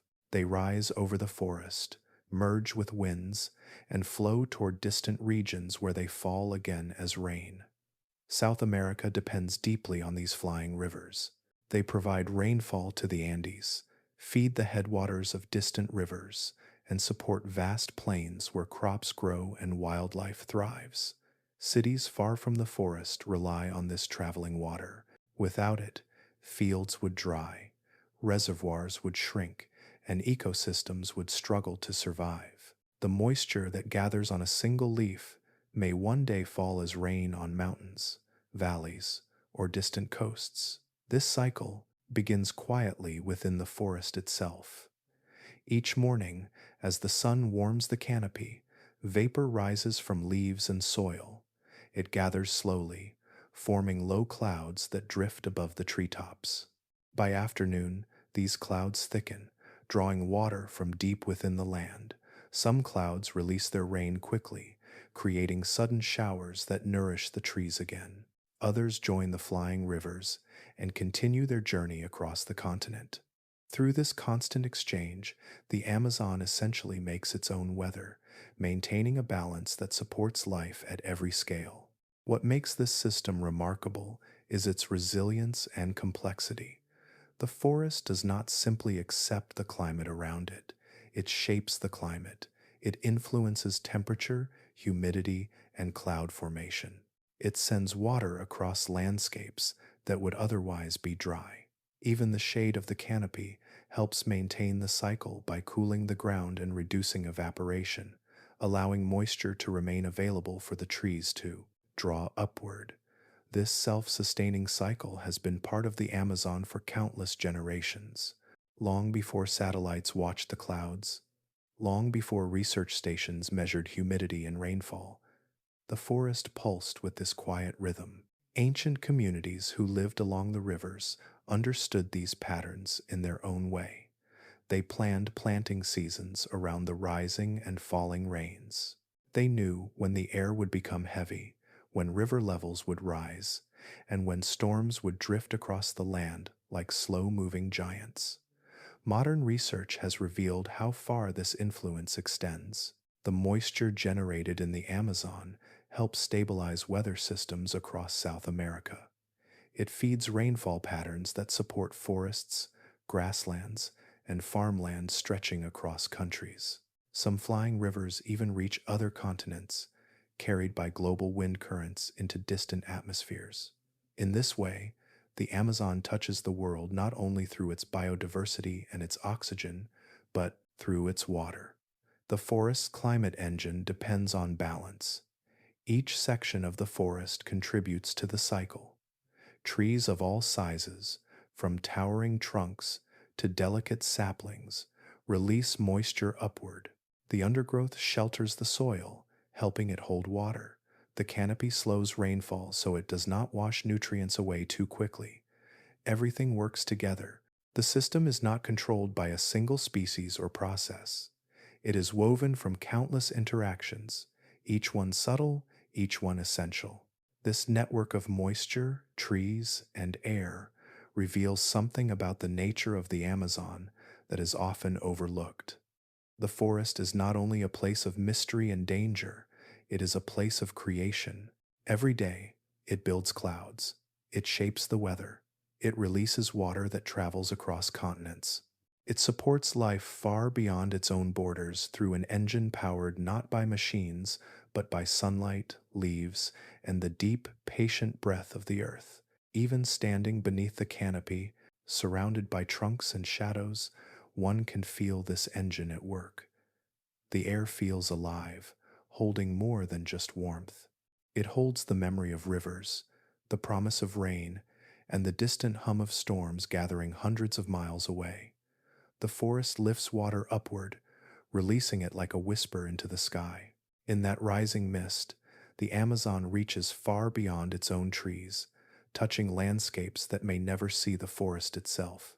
And so the climate engine continues its quiet turning, day after day, shaping a world connected by water, light, and the pulse of the living forest. As the forest's great engine of rain drifts upward into the sky, another rhythm continues beneath the canopy, quieter but just as powerful. It belongs not to clouds or winds, but to the breath of the forest itself. This breath is slow and constant.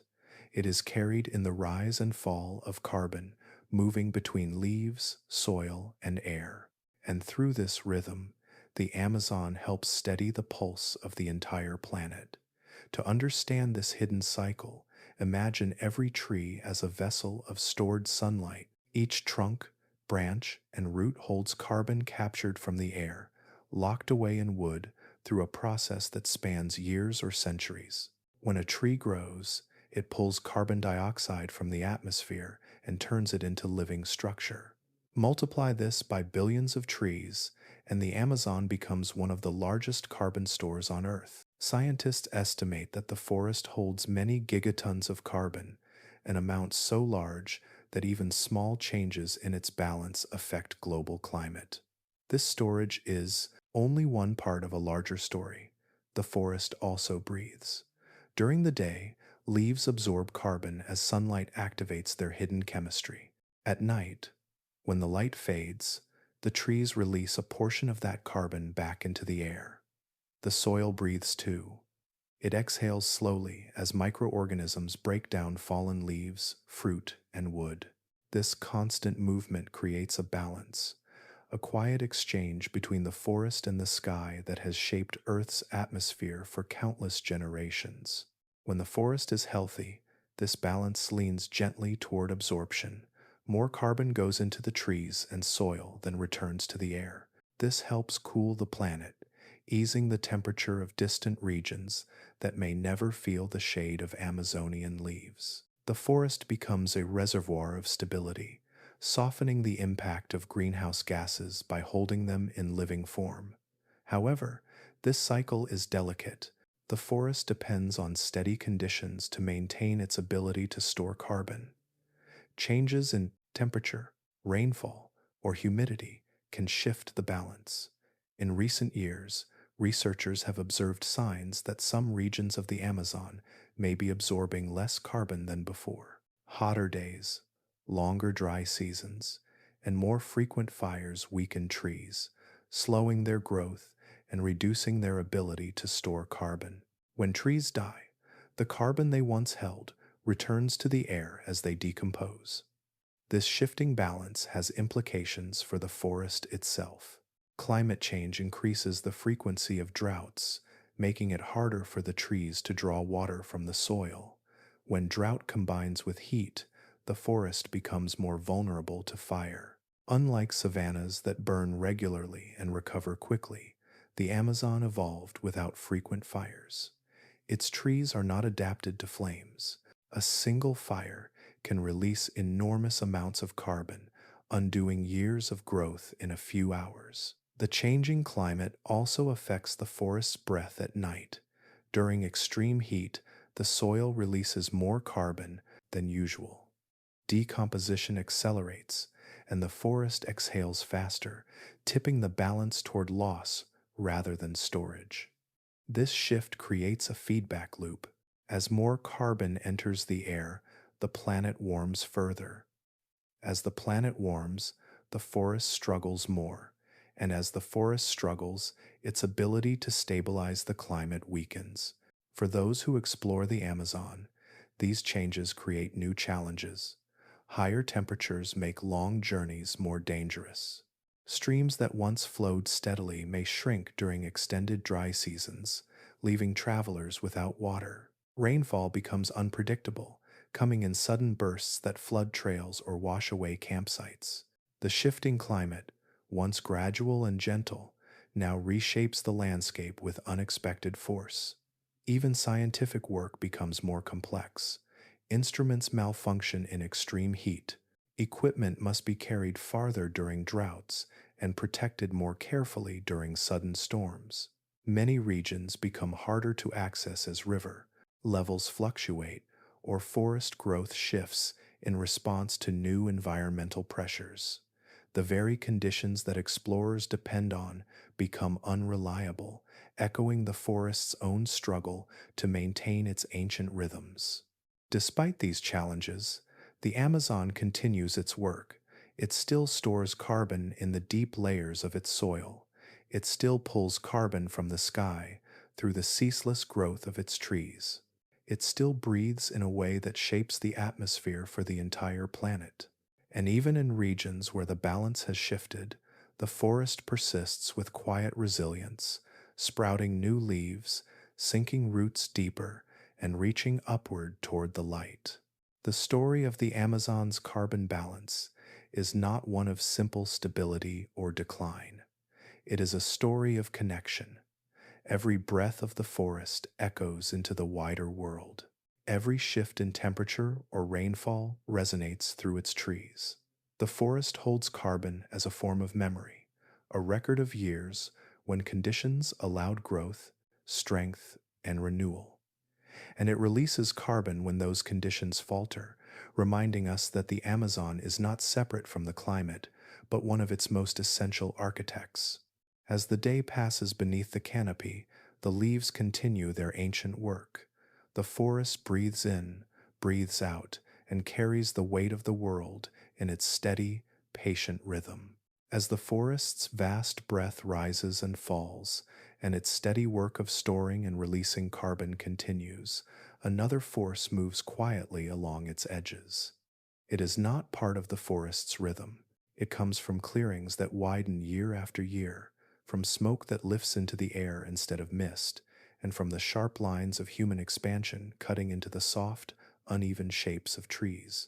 In these places, the landscape reveals and erases itself at the same time, offering glimpses of ancient worlds while losing pieces of the present. When trees are cleared, whether through logging, ranching, farming, or accidental spread of fire, the ground beneath them becomes visible in ways the forest has long concealed.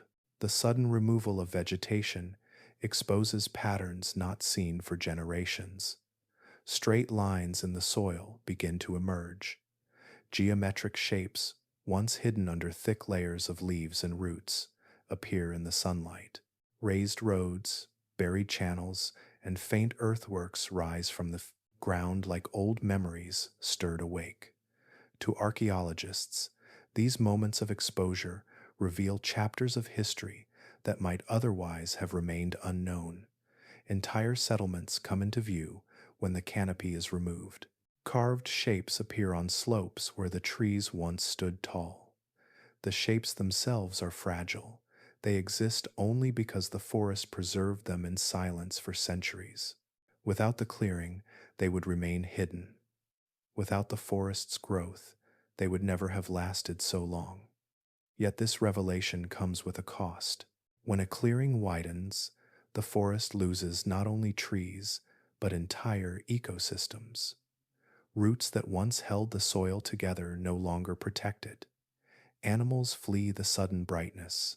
The air becomes hotter without the shade of the canopy. Soil dries, hardens, or blows away with the wind. What is gained in visibility is lost in life. The land that once sheltered ancient stories becomes a space where modern pressures reshape everything in their path. Fire adds another layer of destruction.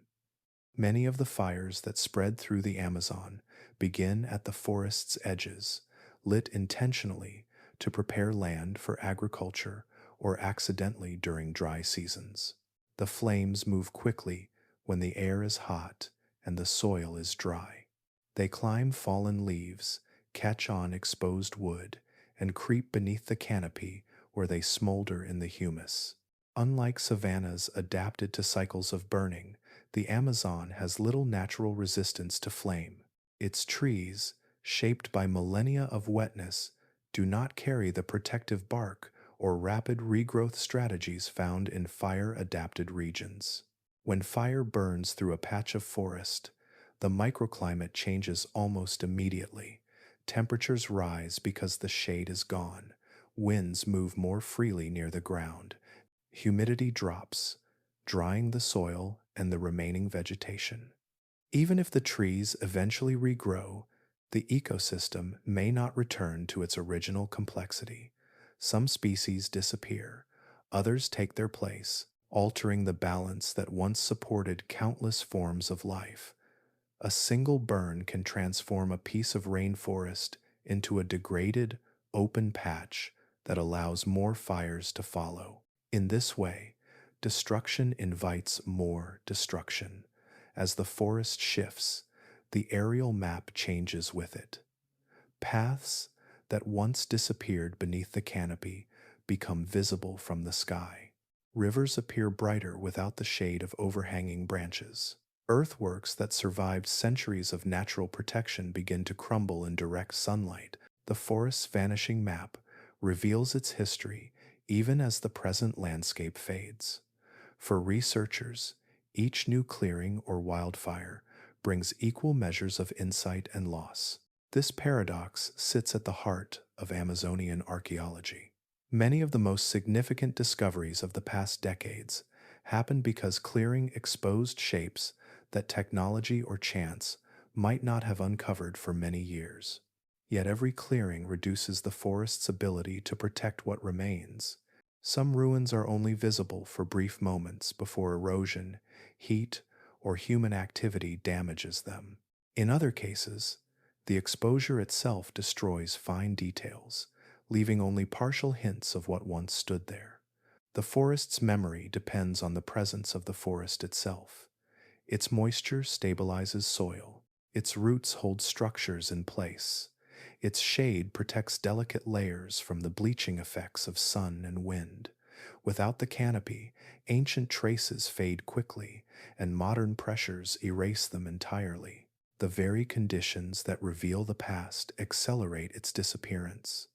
For explorers and scientists, these changes complicate the work of understanding the Amazon. Places that might hold important knowledge become dangerous or inaccessible during fires. River access changes when vegetation burns away. Satellite images capture new shapes in the ground, but the sites themselves can be too unstable or unsafe to study. The forest's shifting patterns make mapping difficult, turning once familiar routes into unpredictable terrain. And in the quiet spaces where fire has not yet reached, the canopy continues its patient work of protection. Beneath those living roofs, countless stories wait untouched, held in safety by the very environment that makes exploration so difficult. These stories will remain hidden unless discovered through gentle means like LiDAR or through time and luck. In this delicate balance of revelation and loss, the forest shows both its vulnerability and its resilience. Each clearing holds history, yet each clearing also diminishes the future. The map of the Amazon changes not only through growth, but through disappearance.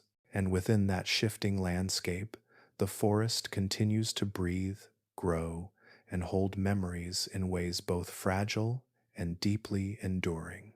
As the forest shifts beneath the weight of clearing and fire, another story begins to unfold above the canopy and in the quiet spaces between leaves.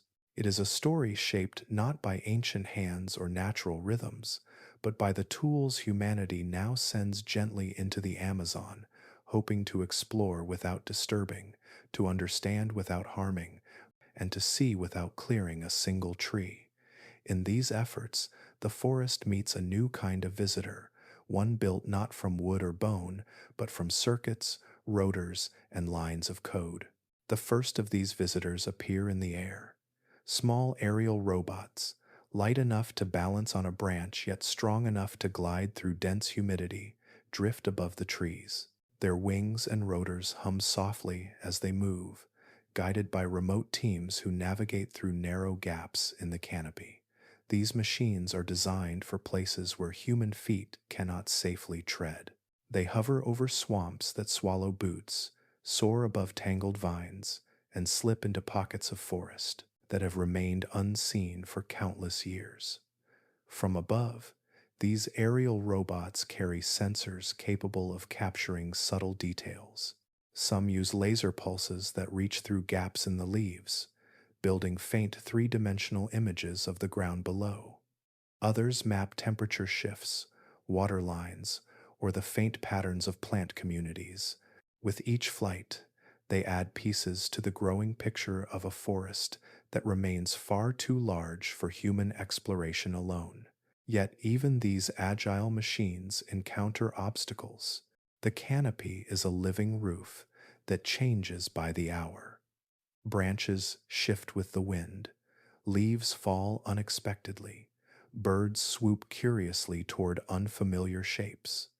Most of all, the air itself becomes a challenge. The humidity clings to motors, fogs lenses, and creeps into the smallest openings. Batteries drain faster in the heat, sensors lose clarity when tiny droplets scatter light. Even the best engineered tools struggle to keep pace with a landscape shaped by water and life. On the forest floor, other forms of technology attempt to follow. Ground-based robots with sturdy legs or wheels crawl across roots and mud, carrying cameras or equipment. They are built to withstand rough terrain, but the Amazon tests them in ways few other places can. Thick mud grips their wheels, roots rise like natural barriers. Unexpected pits form where soil collapses. Even the simple act of trying to stay dry becomes a challenge in a place where the air is heavy with moisture and sudden rainfall can transform firm trails into deep puddles. Yet technological progress continues its slow, hopeful journey. One of the most promising developments lies in the growing abilities of artificial intelligence. Instead of relying only on sight, researchers train algorithms to hear the forest. The Amazon is never silent. Each creature produces sound, from the soft clicking of insects to the distant calls of birds or frogs hidden high above the ground. AI systems learn to identify species by these sounds alone. They listen to recordings gathered by sensors scattered across remote regions, recognizing patterns that human ears might miss. Through this acoustic mapping, entire communities of animals become visible without being seen. Rare species reveal their presence through single calls. Traveling flocks leave faint trails in the data as they move through valleys. New species may be identified from unfamiliar sounds that repeat consistently over time. This approach offers a way to study wildlife without approaching it, a method that respects the forest's desire to remain undisturbed.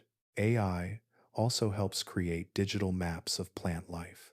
By analyzing patterns in photographs taken by drones or satellites, algorithms can detect differences in leaf shape, color, or growth patterns. In this way, researchers can identify where certain species cluster, where ecosystems shift, and where environmental stress is beginning to reshape the land. These insights help scientists anticipate changes long before they become visible to the naked eye. Yet the Amazon continues to challenge even the most advanced systems. The heat shortens battery life, the humidity interferes with circuits and sensors. Insects crawl into vents, drawn by warmth or the vibration of machines. Vines tangle around small robots that move too slowly. Rainstorms rise without warning, soaking equipment before it can return to safety. Even the flying rivers of moisture that drift across the continent complicate airflow for drones, carrying sudden gusts of wind that upset their path. There are also deeper limitations. Technology can map patterns, but it cannot feel the forest floor soften under its weight. It cannot smell the sweetness of blooming flowers that mark seasonal transitions. It cannot sense the subtle shift in air that precedes a storm, or interpret the quiet signs indigenous navigators read so naturally. Machines can gather data, but the forest remains far more than data alone. Still, these tools offer a glimpse of what might be possible.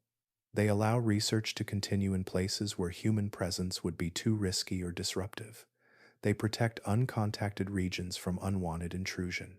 They reduce the need for clearing pathways or cutting open new trails, and they provide a way to observe the Amazon with gentleness from a distance that honors the fragility of its ecosystems. As night settles once more over the canopy, the small robots return to their stations, their lights dimming. The forest resumes its ancient rhythms, unbothered, unbroken. Technology waits quietly for the next moment. The weather allows it to venture into the leaves again. And in this slow meeting of nature and invention, a new chapter of exploration unfolds, shaped by caution, respect, and the quiet hope that understanding the forest does not require harming it. As the tools of tomorrow settle into their quiet resting places, and the forest folds itself back into calm, another question begins to drift through the stillness. It is a question older than satellites, older than archaeology, older even than the first stories told by those who lived alongside these trees. It rises from the breath of the canopy and from the silence beneath the roots. It echoes softly through the flying rivers of moisture and circles back again, as if waiting for an answer that may never fully come. Will the deep Amazon ever be completely explored? To ask this is to step into a space where science meets uncertainty, where curiosity brushes against respect, and where the forest itself seems to offer a gentle reminder that not every place is meant to be fully known. The practical barriers appear immediately to anyone who has tried to walk even a short distance beneath the canopy. The forest is thick enough that each step can feel like its own small expedition. Branches weave together overhead, blocking the light and turning midday into something close to twilight. Roots twist across the ground in unpredictable patterns. Soil softens or shifts without warning. The air grows heavy with moisture, carrying the scent of leaves, soil, and distant rain. Even seasoned explorers must move slowly, often advancing only a few hundred meters in a day. Some regions are so dense that forming a path requires hours of clearing, and even then, the forest begins reclaiming that space within days. The deeper someone travels, the harder it becomes to navigate, communicate, or carry supplies. Every direction looks similar, every sound blends into the next, and distance itself becomes difficult to measure in a place where the landscape seems to fold in and around anyone who enters. Scientific barriers rise just as quietly. Even with advanced tools, researchers face limits shaped by humidity, heat, and the forest's constant movement. Instruments corrode, batteries fail, cameras fog, delicate sensors stop working when the air becomes too wet or too warm. And deeper inside the Amazon, where storms form without warning and rivers shift their paths, collecting reliable data can feel like catching sunlight with bare hands. Some technologies make progress possible, yet they too have boundaries. Aerial scans can reveal the shapes of ancient structures, but they cannot uncover the stories behind them without careful groundwork. Acoustic monitoring can identify rare species by sound, but it cannot map the intricate connections within ecosystems. Robots can enter spaces dangerous for humans, but they struggle against vines, mud, and the unpredictable weight of the forest. Beyond all this, ethical barriers rise with a quiet but immovable presence. Entire regions of the Amazon are home to uncontacted tribes who have chosen isolation for generations. Their land is protected not only by government boundaries, but by a responsibility recognized by scientists, explorers, and indigenous communities alike. Entering these areas would bring danger, not discovery. For these groups, even a small intrusion could introduce diseases or disrupt cultural traditions that have survived for centuries. Respecting these boundaries means accepting that some landscapes must remain untouched. Other regions are protected for ecological reasons. Rare species depend on undisturbed habitat. Fragile ecosystems could collapse if footpaths, campsites, or vehicles begin carving new shapes across the land. Rivers that hold sensitive fish or plant life can be altered by even small changes to their banks. Some forests grow on soils so thin or so unstable that a single human presence can cause long-term damage. In all these ways, the Amazon quietly guides us toward an understanding that exploration is not simply a matter of desire or technology, it is also a matter of responsibility. There is also a deeper truth, woven into the way the forest breathes. The Amazon is vast, enough that even with generations of research, new species appear every year. Sometimes, a scientist documents a creature known only from a single photograph or a single call recorded in the distance. Sometimes a researcher identifies a plant collected decades earlier, realizing it had been unknown to science until that moment. Entire ecosystems arise from fallen trees, floods, or shifts in the soil. Life reorganizes itself constantly, building new worlds even in places that have already been mapped. This dynamic nature makes complete exploration something of a moving target. Even if the forest were somehow mapped fully today, tomorrow it would be different. A river might carve a new channel, a storm might reshape the canopy, plants might spring from the soil in places once bare. The forest grows too quickly, changes too often, and shelters too many forms of life to ever be fully captured in a single moment. And then there is the quiet value of mystery. The unknown has always been part of the Amazon's identity. It is what draws scientists to study the region, what inspires storytellers to imagine its hidden depths, and what gives the forest its enduring sense of wonder. Not knowing everything allows the Amazon to remain a living frontier, a place where curiosity does not end but continues unfolding gently with each discovery. To preserve mystery is not to abandon exploration, it is to honor the forest's complexity. It is to accept that some places belong more to the trees, rivers, and indigenous communities than to outside study. It is to understand that a world can be meaningful even when parts of it remain unseen. And so, the question of whether the deep Amazon will ever be fully explored lingers softly, without urgency. The forest continues to grow, breathe, and change. The explorers continue to listen, learn, and walk carefully. The mystery remains, held gently in the shifting leaves, as much a part of the Amazon as the rivers and the towering trees themselves. As our journey drifts toward its final quiet moments, the Amazon rests beneath us like a vast, breathing tapestry. Layer upon layer of life whispers through its branches, myths and memories settle in its soil. Invisible rivers of moisture rise from its leaves and drift across continents. Roads carved by ancient hands lie hidden beneath roots. Creatures move through the twilight of the understory, unseen yet deeply present. And above it all, storms gather and dissolve in rhythms older than any human map. We have wandered gently through this immense world, exploring not only its beauty but its difficulty, its quiet dangers, its astonishing resilience, and its delicate fragility. Each section has opened another fold in this great green labyrinth, revealing just how much of the Amazon remains beyond our reach. Even in an age shaped by satellites, robots, and supercomputers, the forest continues to hold space for the unknown. Perhaps that is what makes the Amazon feel like Earth's last, great frontier. Not a frontier of conquest, but one of humility.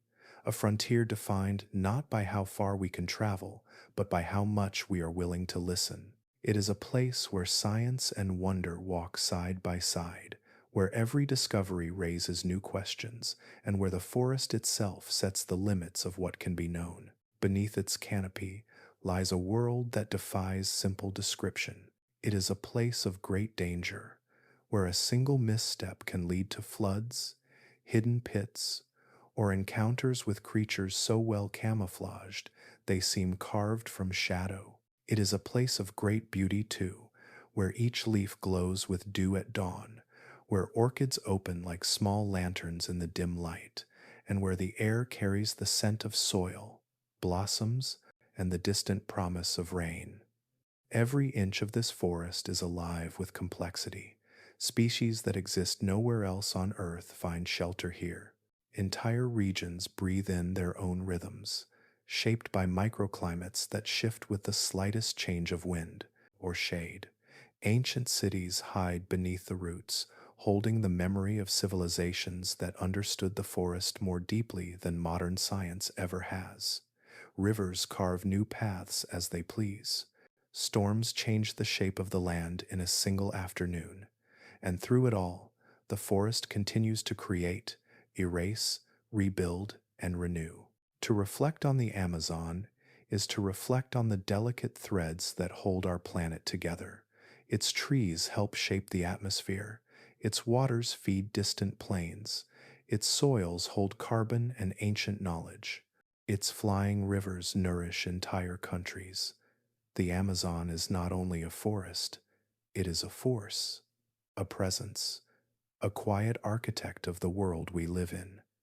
And yet, despite its vastness, it is vulnerable. Fires can unravel ecosystems in hours. Clearing can erase species and ancient structures alike. Climate shifts can weaken trees that have stood for centuries. Even the smallest disturbance can ripple across the forest in ways we cannot always predict. This fragility calls for curiosity, but also respect. Exploration must be done gently, guided by science, by indigenous knowledge, and by an understanding that the forest is not ours to command.